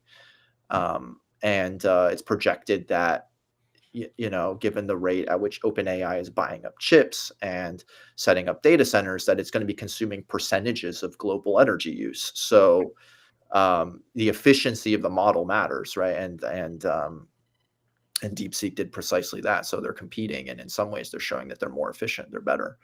But yeah, that's all under the paradigm of classical computing. Right now, like just related to that, like right now, a big bottleneck in that industry is the fact that there are only very few firms that are capable of producing these chips. So the big one is like TSMC in Taiwan, Yeah. which becomes then like a geopolitical bargaining chip, right? Because it's part of the process of like, how do you keep the technology like out of competitors' hands, particularly China? And now China's beginning to spin up their own like domestic capacity for producing these next generation chips. Yeah. So that's part of that process too. I mean, Starlink, to directly address that, Starlink is, I mean, Huawei's trying to compete with Starlink, which is Elon Musk's outfit, right? Mm-hmm. Yeah, I mean, they're like, yeah, Taiwan. That's also another reason why, you know, China doesn't want, why China wants Taiwan, right? It's not like, Right. they have enough land and resources. It's not just a sovereignty question. It's a question of having access to a vital component. Yeah, I mean, like, because, you know, who gives a shit about, given like their immense economy and land mass and resources, like, do they really need another island besides, you know, the insult that is Taiwan to their sovereignty? No, they don't. But it's precisely like the centrality of Taiwan to the global economy and producing, once again, like, you can impress your friends, MOSFET, you know, semiconductors. So yeah, so that's kind of, it's kind of state of the art. There's a politics to it that I'd like to get into as well, in talking about quantum computing, because, you know, you say quantum computing and people's eyes glaze over and they think like, oh, Jesus Christ, like, you know, I mean, we have fucking AI coming and that's gonna bring Nicklandians to power, but what the hell is what I'm worried about. Yeah, well, so I don't want that shit to fall into the hands of the tech bourgeoisie, as we have been discussing. Yeah. Well, no, listen, and I can get more into it and kind of lay out a quote unquote like Marxist politics of technology and how quantum computing fits in. But a very, very simple beginning is to say we are so far away. So first off, it's not even clear if quantum computing gives us an advantage in like many, many problems. In fact, it is clear that quantum computing does not give us an advantage in many, many problems. It, in fact, would perform worse than a classical computer. So even if it existed, it doesn't mean like all of a sudden, like our computing prowess on every problem just like becomes that much greater, right? The second thing is that we are so far away from having a fully programmable quantum computer that it's almost like it's not even something to worry about in the near future. Like, we are far from that point. And it's there's like good betting odds that we may never have that kind of device or machine.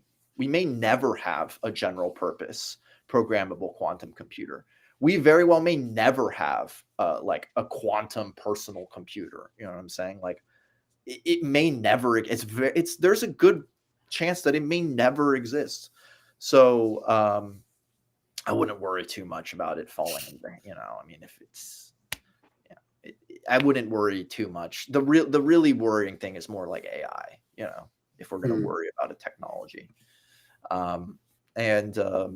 Yeah, so I wouldn't. I mean, just like real quick, it wouldn't have to be a general purpose computer for it to do a lot of damage. Like just like a purpose built quantum chip that can implement Shor's algorithm, for example, would be pretty disruptive. Like it would I mean, have of course real it would social be. consequences. Of course it would be disruptive, but like in the ways that the classical computer was, just this problem all of a sudden like completely changing how society is set up. I mean, the truth is that like already like we're all hackable. Like like if anyone put in enough time, you're getting hacked, you know. It's a really big threat for, like, as I said, like the security state. Yeah. And banks and stuff like that, right? And capital and state. It's a big threat to capital and state, that's for sure. And it could absolutely intensify geopolitical tensions in a kind of period that's reminiscent of like the great power juking before World War I. But quote unquote beyond that, I mean, it's a pretty big deal. It's not going to be like disruptive to our daily life in the ways that the classical computer was. I mean, think about it. Our daily life is completely dictated by computers now. I mean, like, yeah. All right. So it's not going to be disruptive in the next decades. It's definitely not going to be disruptive like that. Yeah, I think Marxism hasn't fully come to terms with how much computers and related kind of developments in the forces of production have transformed the terrain of daily life. Well, and I think this is a good moment to like rehash kind of like the Marxist take on technology, right? So, the beginning is always that under capitalism, production and social life in general is directed to the end of accumulation, right? Capital accumulation, the production of surplus value. So technology, like a computer, it's just a productive force, right? I mean, it's one way you can see it. It's a productive force meant to reduce socially necessary labor time that goes into the production of commodities so as to increase the production of surplus value. It reduces this labor time by like enhancing and extending human labor power. Now, the digital computer is an instance in which the productive force did modify the base, the existing relations of production, both technical and social, and the superstructure, including the state and culture. And what was so revolutionary about it, right, was that it began to automate away intellectual labor. And AI is going to intensify this trend. And this automation of intellectual labor is like relatively novel. And it's the reason why the commentariat and like the intelligentsia are up in arms about AI. It like threatens their class position, right? But as I said, I think I think AI is going to be quite disruptive. It's going to render, it's going to increase the means of state control and surveillance, and it's going to render like swaths of the population supernumerary. So that's one thing, and we'll get more into it. But it's important to remember that the paradox of capitalism is that new productive forces don't alleviate and don't alleviate the burdens of labor, right? Right. If it's not it's a labor saving device, but it ends up becoming, the paradox is that it doesn't end up saving people labor time. It actually forces them to work more, right? Or it's just utterly disruptive in the sense that or just forces them to not be able to work at all. Exactly. Yeah. And so the problem is not the technology itself. Almost every technology is just an object. It just is. And its capacities just are. And the uses to which it's put are a function of the relations of production, right? And so, digital computers should have been a way for us to like not have to live such shitty lives. And in the end, it didn't end up being that way. And that's not because of the computer itself. That's because of the way it's used and the way it enters into the relations of production, right? So definitely. Okay. So I guess that's enough. I mean, unless people want to ask any more questions, or maybe people don't care. I don't know. No, I think this is good. There is a question in the chat. Back to kind of a earlier sort of a portion of the interview. Casey Squirrel asks, is my lay understanding that it being quantum computing solves NP hard problems faster by doing it probabilistically? That's a big technical question about what NP hard problems are, but basically no, because we already have what are called probabilistic classical machines. And it's not if NP could equal P for quantum computers, it wouldn't be because of the probabilistic character of the computer. It would be for quote unquote quantum reasons, right? So that's just broad overview, broad answer. Right. And I have a kind of layperson's question, Jamil, like I know you kind of mentioned that like quantum computing is sort of theoretically useful for certain types of like solving certain types of problems. I guess I'm curious, as someone who's more of a layperson, like what are the use cases that people are kind of envisioning, like, practically, like how would sort of a regular person be interacting with quantum computing in kind of a future world where this technology is like, the utility is realized? Is there like a consumer use case, or is it more of like a sort of intelligence, code breaking? Yeah, there's certain classes of problems, like that's the big one, the holy grail for industry, and others is breaking encryption, cryptography shit. It can improve in searches, and it can do like things called Fourier transforms real fast. The great promise that I think it holds for socialists is, and there are two that come off the top of my head, which is one, like optimization problems basically can help us plan, and two, quantum simulation, simulating quantum systems, and that could facilitate, for instance, like building molecules. So, like for instance, making better medicines and making better vaccines and stuff like that. But it's kind of the depressing truth about quantum computers that, like, even if we had it, it's not even really clear like what it's better at and like what it's going to do for us. Yeah. It's still theoretically interesting, though. The thing. Oh yeah. No, I mean, for me, as I said, like what I find so fascinating is utilizing quantum computers to simulate quantum systems, right? Which makes perfect sense. It's self-similar in that way. Right? Its application in economic planning sounds really exciting, though. Yeah, it's something I hope to maybe actually solve that problem. It's a problem that's plagued us for a while. Yeah, so we can maybe overcome the bottlenecks of what is called linear programming through the nonlinearities of neural networks, and we could quantize those neural networks and maybe find that they outperform classical neural networks in the domain of optimization. And there's something I hope to write about at some point, but I need to find some time for that. But yeah, no, I mean, it holds promise intellectually and in potentially ways that could be practical, but overall it's hype. It's fucking hype. If we can simulate quantum mechanics, we can prove materialism. That's actually a cool point. Yeah. I mean, that's an interesting point. One I'd have to like kind of joking, but not at the same time. But kind of not, yeah. No, yeah, I'll have to think more about that. That's actually very cool idea. Can you build a quantum chip that can simulate the universe as a quantum system? No one can. I mean, the universe is a simulation, bro. We'll come up with quantum mechanics that will make Einstein satisfied.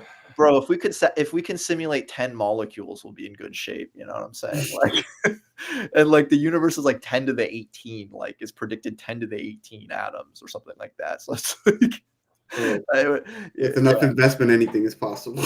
That's not true. We'll hit the hard limits of nature itself. I'm a techno optimist. Okay, let's move on because no one gets. Yeah, let's move on.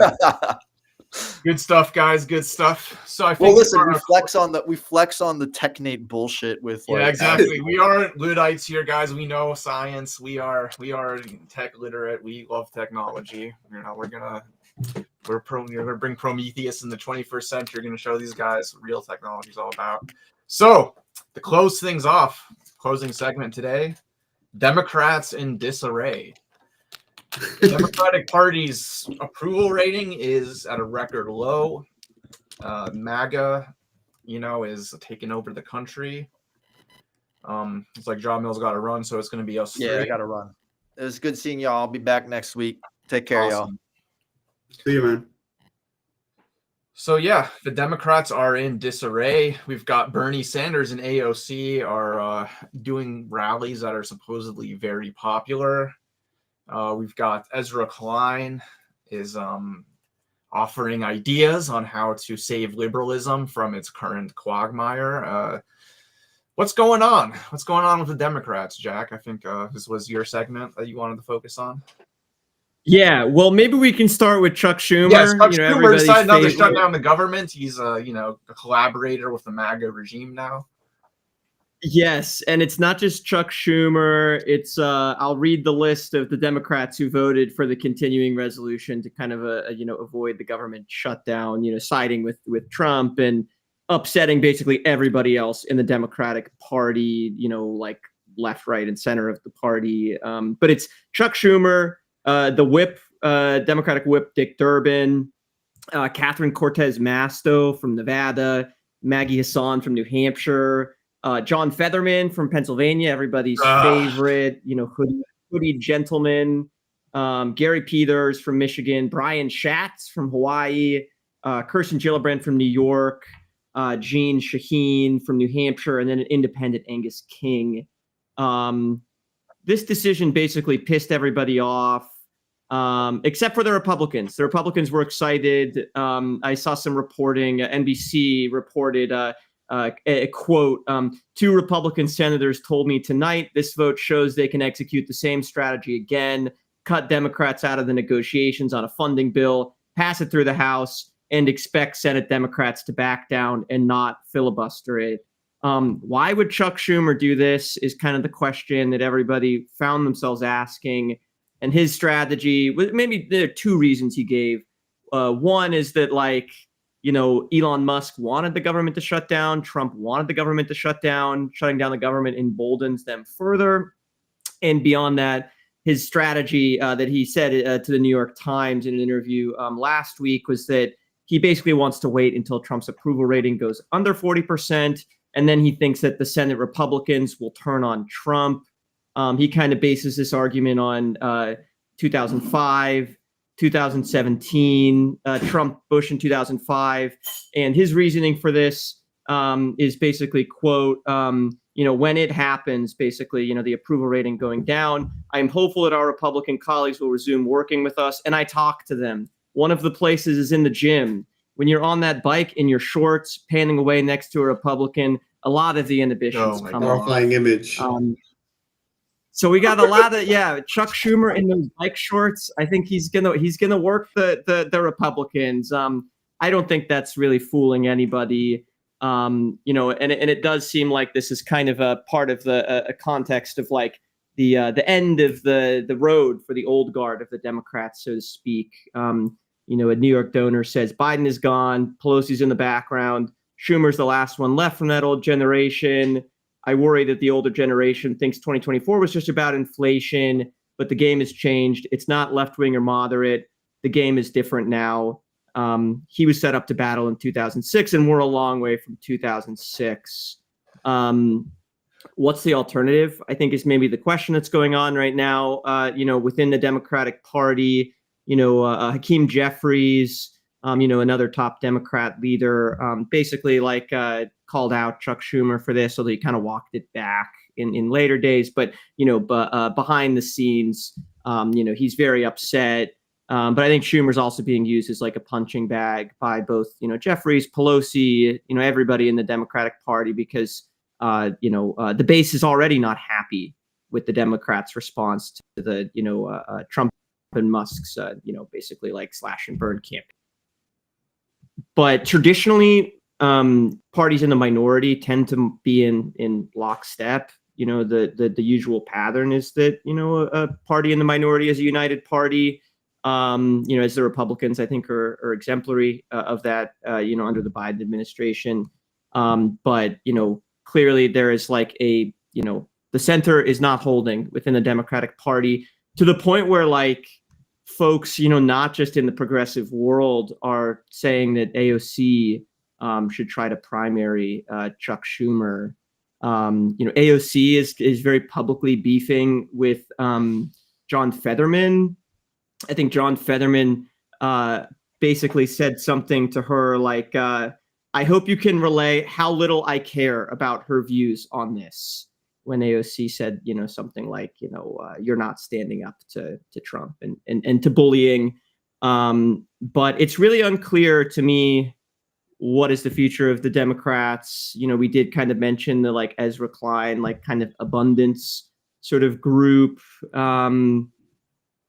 They're basically, I don't know what you guys think about this, but it does seem like it's kind of a new paint of coat on a pretty old, set of politics, kind of like new Democrat politics. Yeah. It sounds like third way Clintonite stuff, basically. Yeah, exactly. But kind of like a lot of it, I haven't read that much about it yet, but what I have looked at really reminds me of some of the new tech right stuff.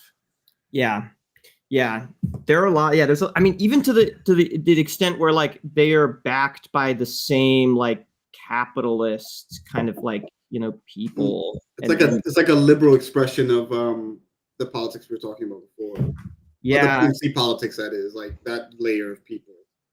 So they're going on a big kind of big campaign right now to win over the Democratic Party, but it does seem unclear to me what the face of the Democrats is going to look like. Folks have been talking about, kind of like the rise of like a maybe Tea Party type faction within the Democratic Party. Would that be led by AOC? And I think as socialists, it's interesting to think about, how we would relate to that, because I think that, the kind of the extent of that politics is, effectively just kind of a strategy of realignment of the Democratic Party. But I don't know. It'll be maybe we can sort of think about like, what is AOC thinking about this? What is Bernie thinking about this? How do we think they'll move kind of, within the Democratic Party? Right. So Bernie and AOC have kind of been doing a speaking tour, right? Yeah. It's like the anti-oligarchy tour or something like that. Exactly. Yeah, kind of like an anti-Trump, anti-Trump tour. It does seem like Bernie is sort of, making calls for running, on independent. Right. That's what I was gonna say. It's like it seems like my first read of it is like basically this is almost like the last attempt at like a realignment to like save the Democratic Party. But at the same time, Sanders is like telling people to run as independent more, which is interesting. But independent for what reason? Because presumably they would still be caucusing with Democrats. Right, yeah. That's what he does, so. Yeah. So I guess it would be like run as an independent if the Democrats are like too toxic in your area. Let 1,000 Bernies bloom, basically. Right. And yeah, the fact that he's like doing this tour with AOC is it's very clear that he wants them to like just caucus with Democrats if they run as independents, I guess. At least that seems to be the subtext. Yeah, also kind of handing the crown, as it were, to AOC is kind of the preeminent like social democrat, like politician. But I know that, folks have also been talking, on the AOC front, about kind of AOC and her relationship to DSA. I know the national political committee within DSA, chose to unendorse her, and among other things for, her lack of kind of, connection to the party. But then folks are basically saying like, more on the right of the DSA saying, why would AOC want to support DSA? Why would AOC want to boost DSA when, we haven't endorsed her? We haven't done a ton to help her. And beyond that, like people are saying, oh, AOC and Sanders are kind of, on the front lines of defending Trump or not defending Trump, fighting Trump. And, DSA hasn't really done anything to fight Trump. So, I don't really agree with that position. It does kind of seem like it's a bit of a rock and a hard place. You have to kind of hail AOC, and if you don't, then it's, you can't really have any criticisms for her. But I don't know. It does seem like, looming over all of this is kind of like the lack of a coherent political response to fighting Trump from kind of the socialist left. And if AOC and Bernie are the kind of, face of fighting Trump right now, like, I don't think that is really a great sign for, kind of like the state of that like movement, because, it's great to rally people and so on, but what is the sort of political form that this is going to take beyond that? Right. Like, I saw someone make this point on Twitter. It's like, okay, that's great that they're like getting big crowds and that they're, they have a message that's to the left of the average Democrat, but what are they asking people to do at these rallies? What exactly is the point of all this? What is this leading towards? Are they actually coalescing people into an actual political movement? Yeah, and it's hard to say. I mean, if they are. I think it's going to be the Democratic Party. Like, it seems like the biggest danger right now seems to be that in a moment where there could potentially be something new emerging out of this collapse of the Democratic Party, that basically the left just acts as a force to save the Democratic Party. Yeah, those are kind of the two paths, I guess. Is like, either the progressives or the abundance folks or whatever kind of, manage to reforge the, Democratic Party messaging and strategy and kind of, take them from right now. I think they're at 27 or 29%, approval rating to, maybe something, that's a little less worse than that. But I think the other path, could be like, the rise of other, parties and things like that, more and more independent, like political parties. It certainly seems like people are dissatisfied enough with the Democrats to consider alternatives. At the same time, our, a political system as well as kind of political history in the U.S. like would kind of, suggest that it's a pretty uphill climb to, kind of see more independent politics. And, it does seem like maybe these factional disputes will kind of continue to be resolved within the party.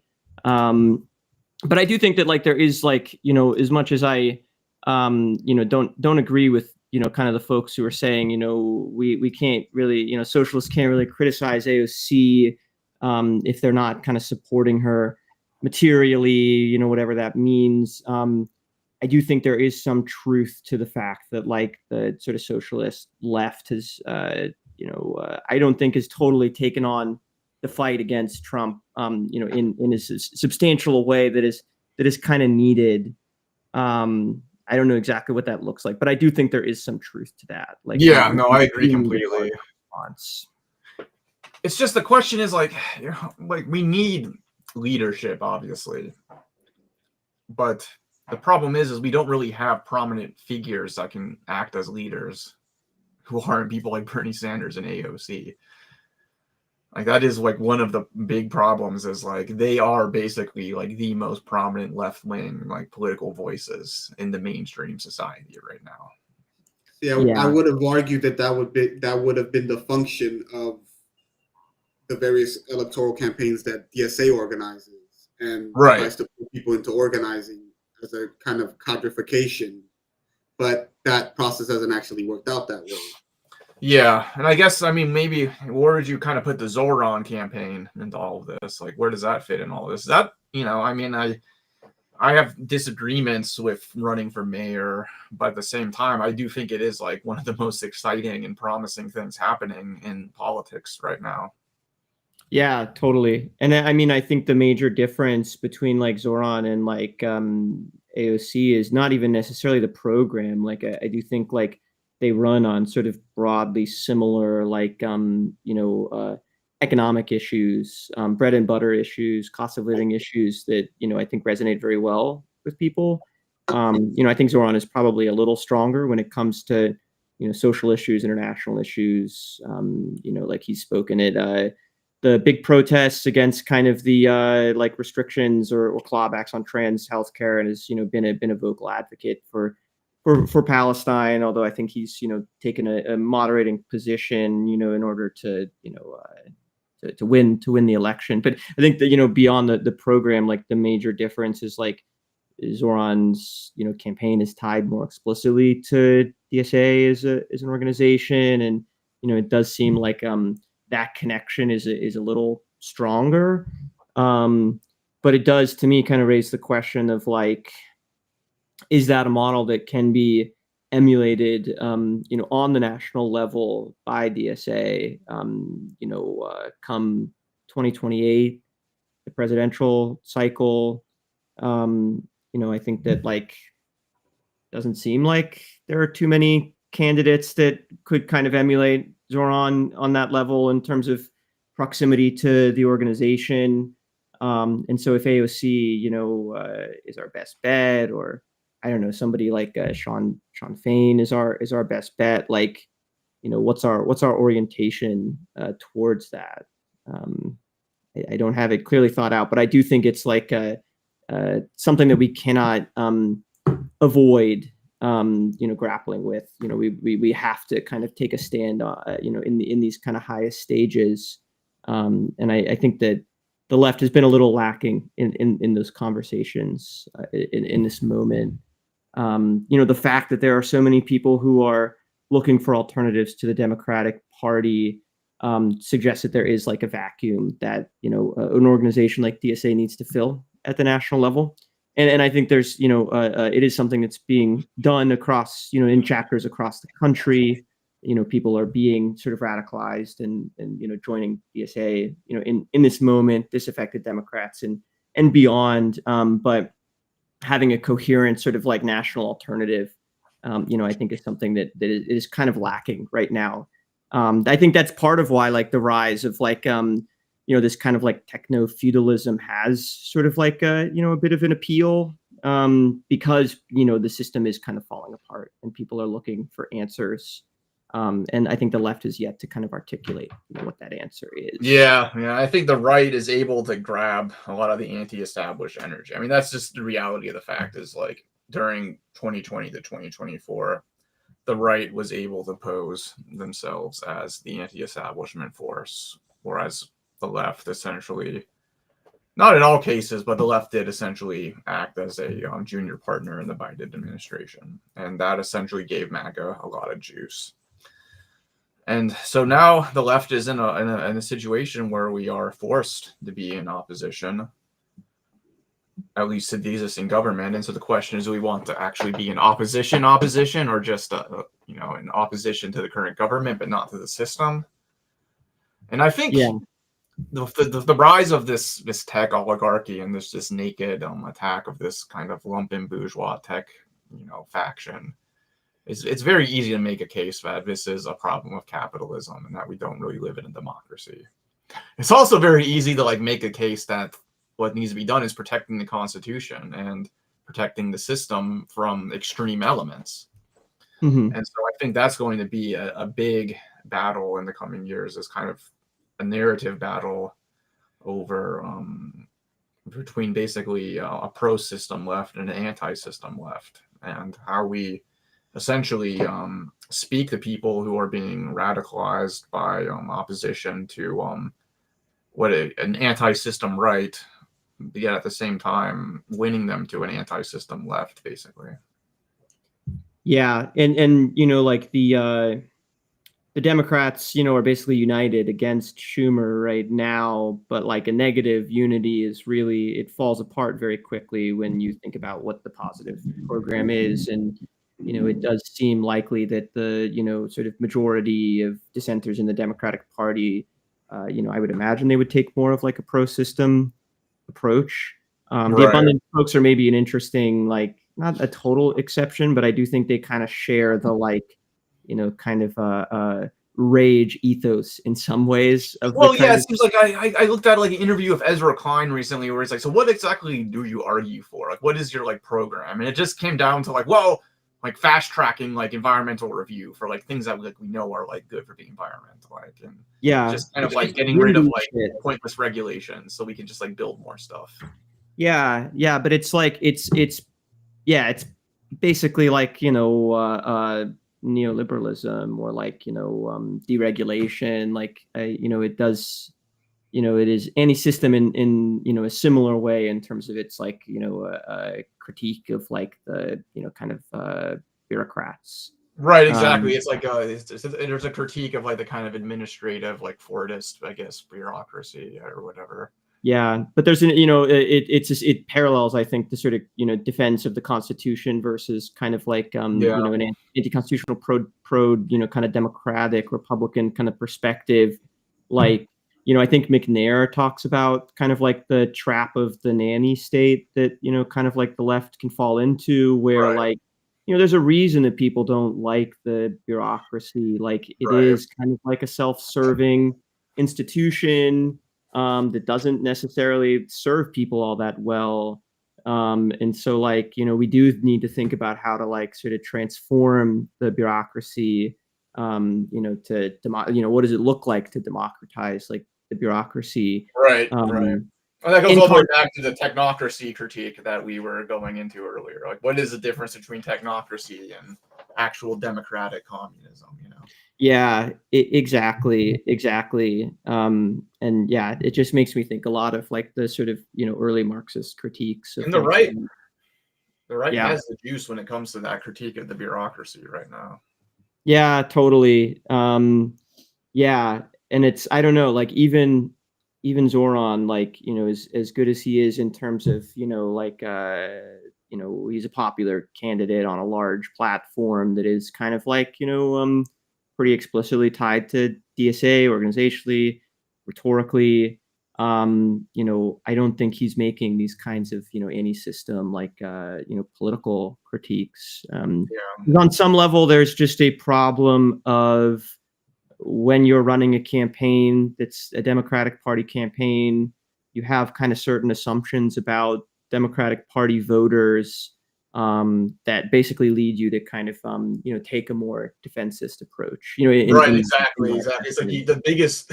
You have to win support from the kinds of people who vote in Democratic primaries. Yeah, and so maybe that's maybe that's the where the alternative lies. Maybe we need a different sort of model in terms of like who the constituencies that we are like speaking to and how. But I do think like this folks who want to run a more oppositional type of campaign, like there is kind of like the proof is in the pudding kind of argument that I think there's no way around it. Like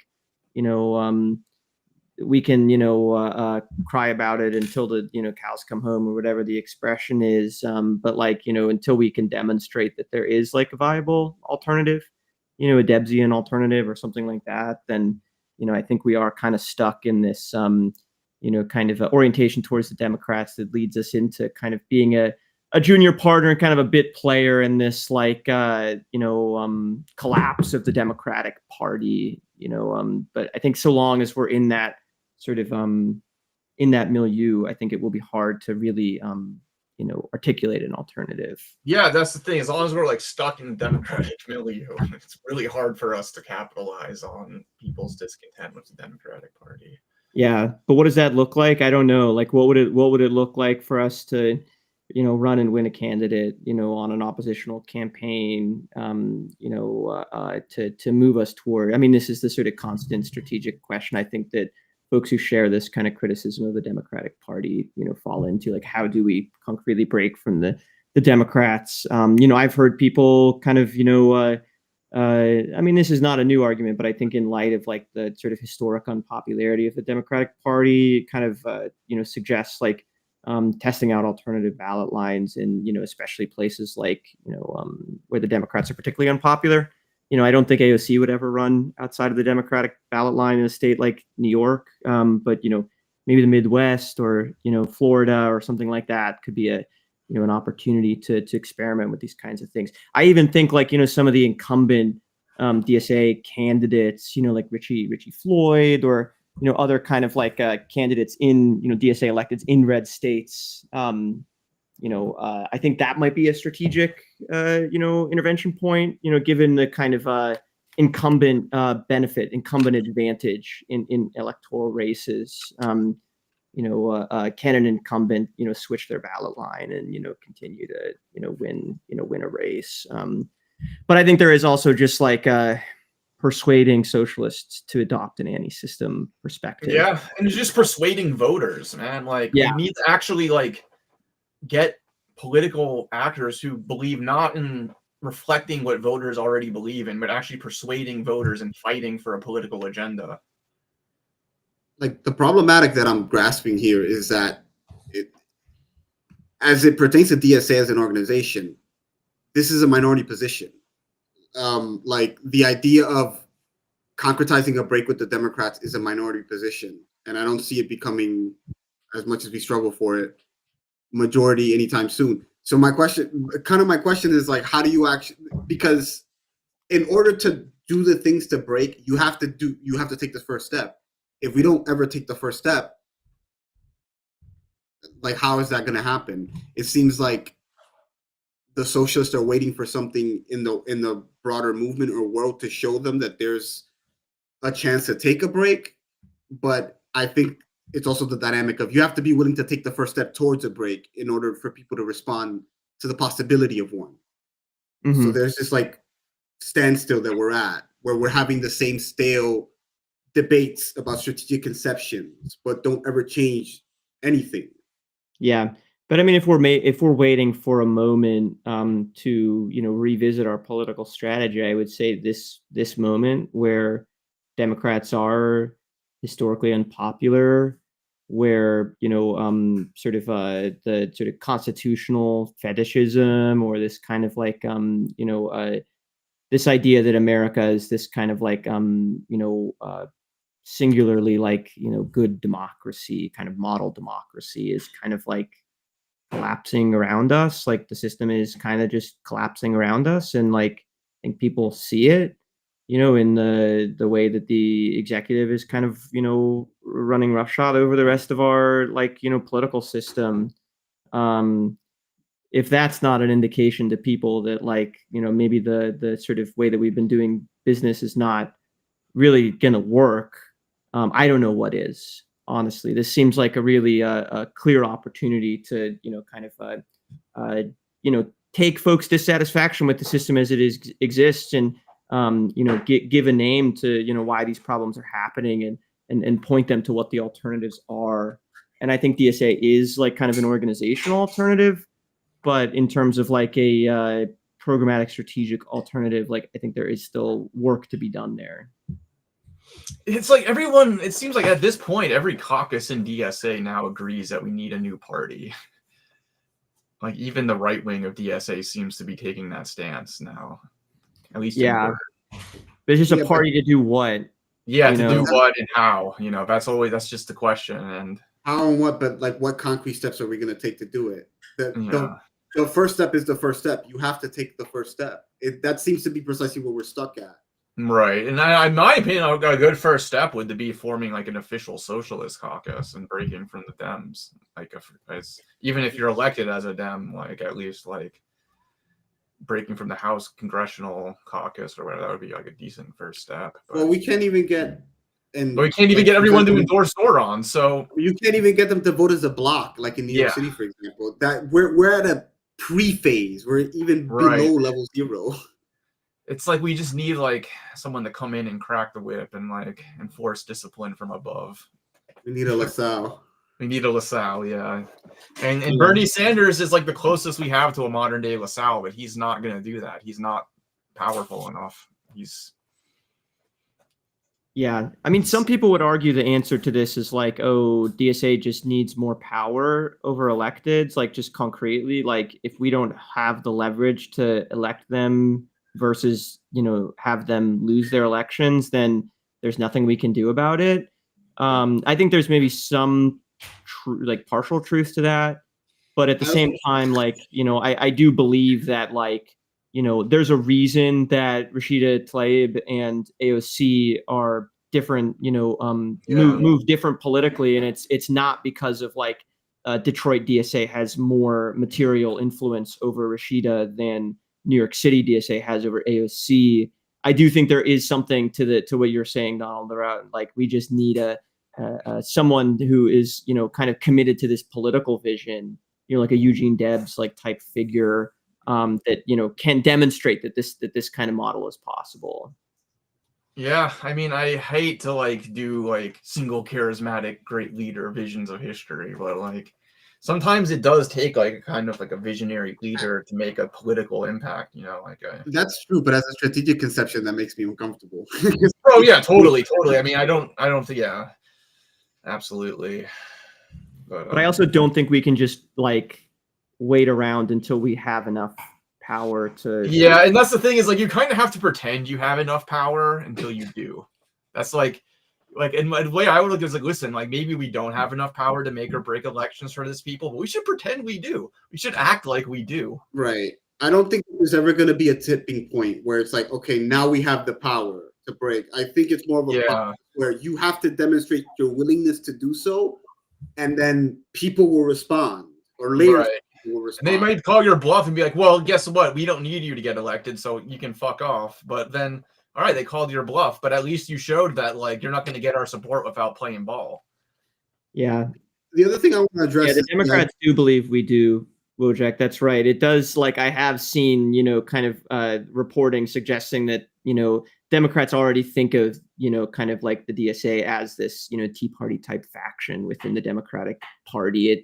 I think the abundance folks are like an explicit response to kind of like, yeah, no, I think they are kind of freaking out. That there is a kind of a sign that because I think the abundance folks, way I kind of look at it, it's like almost like they're like trying to win back the tech people to the Democrats. That's basically what, because there's no mass politics in this thing. Like they're not talking about how to win over normal people. They're not, there's no discussion of like labor unions or just like how to like win over just anyone who's outside of like this circle of the liberal commentary. Yeah. There are three core groups as kind of stated in this article from, I think, the Niskanen Center. It's intellectuals and activists motivated by a different set of issues than those that have animated our politics over the last 50 years. A segment of business alienated from a radicalized Republican Party and drawn into the abundance faction's congenial policy agenda, and socially moderate and economically activist, growth-oriented voters. So cringe. Very cringe. Yeah. That's got to be like 2% of the population. Yeah. Even as like a fraction of the Democratic base, I don't think it's like, it's clearly just trying to get tech back into the Democratic. It's not going to have any wider purchase. Yeah, it's dead on arrival, I would imagine. But it does kind of show how the Democrats look at politics. It's all about you get your backroom deals and get your money in order first, and then you use your patronage networks to get the masses in line, basically.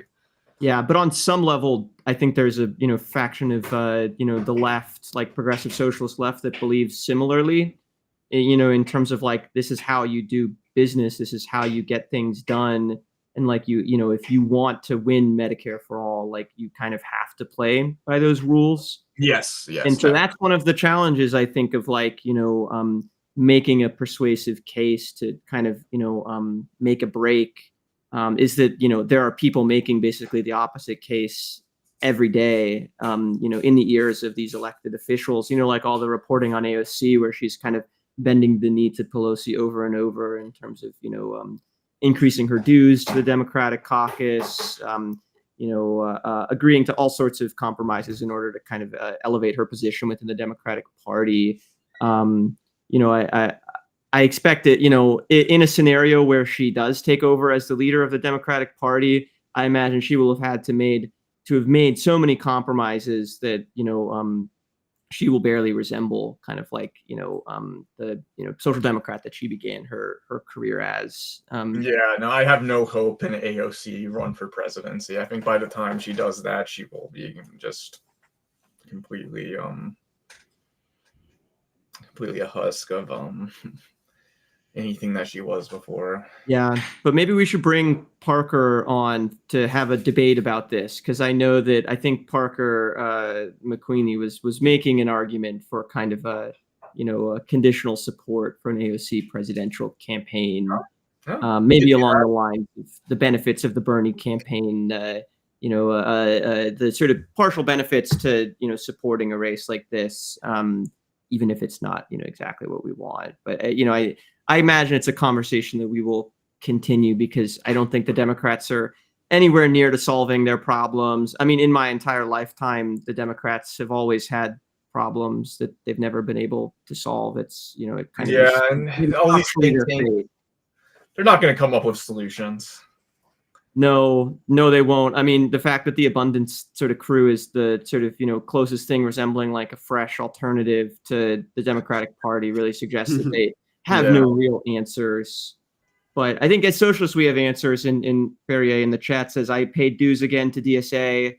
I think that's like, a great answer. If you're listening to this stream and you want to, figure out how do we find a way out of this impasse, joining DSA, joining a political organization, trying to play a part in, shifting politics and society sort of in this, democratic anti-system, perspective.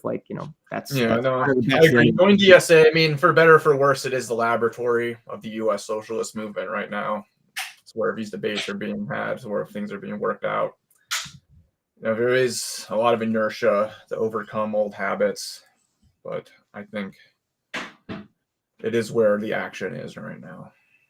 Yeah, or you can call Chuck Schumer and, pretend to be one of his imaginary friends, from Massapequa, Nassau County, and say, Chuck, I've changed my mind. I'm not a Zionist anymore. I'm not a social conservative. We've changed our mind in Massapequa. That's an idea. You could be his the partner at the gym on the stationary bike next to his. Yeah, if you're in New York City, go to the Prospect Park farmers market. Just hang out in Prospect Park and accost Chuck Schumer. He's around. Although he did cancel his book tour because he got death threats, I'm pretty sure. So maybe he might be a little harder to find nowadays. Yeah, Wojak says Democrats are incentivized to lose, so even if the rank and file revolt around Bernie for realignment, it won't go through because the donors will just leave. That's exactly right. I mean, I think that we saw this in Nevada with the Nevada Democratic Party, which was kind of taken over by the DSA, in Vegas, I think. And yeah, the donors just totally built their own kind of parallel apparatus. So there is kind of a class character of the Democratic Party that I think makes it a totally impossible vehicle. Yeah, there's just they can only do this for so much while the rank and file gets screwed over by MAGA, and MAGA destroys the country while the Democrats just, completely fail as an opposition. Normie liberals are going to stop believing in this stuff, we're going to have a lot of potential for socialism, and it's going to have a lot of we're going to have to deal with all the ideological baggage that comes with a lot of people coming to us. But I think we should start discussing now, I mean, as collectively as a movement, what our orientation should be for the next presidential election. Yeah, definitely. Well, I think that's probably a good place as any to close out today. What do you guys think? I think so. Folks got an extra half hour of chat of disappointments of the Republican and Democratic parties and quantum computing. Honestly, a little bit of a disappointment. not much is going to happen. This is what Jamil was saying. But yeah, this was great conversation. Thanks everybody, and thanks y'all for tuning in today. Awesome. Yep. And the same time next week, 2 p.m. on Sunday. We're definitely going to be talking more about the new tech right, and kind of, picking up where we finished off on that, and we'll have some other stuff, maybe some guests. Things are happening every week, so we'll definitely, as the next Sunday comes closer, we'll have topics. Keep an eye on the Cosmonaut Twitter, and until then, have a good rest of your Sunday, everyone. Yeah, take it easy, everybody. I see. How do you feel about this action today with all your things out in the street? I hope that the communists blow you people up, man. You dig? That's where I am.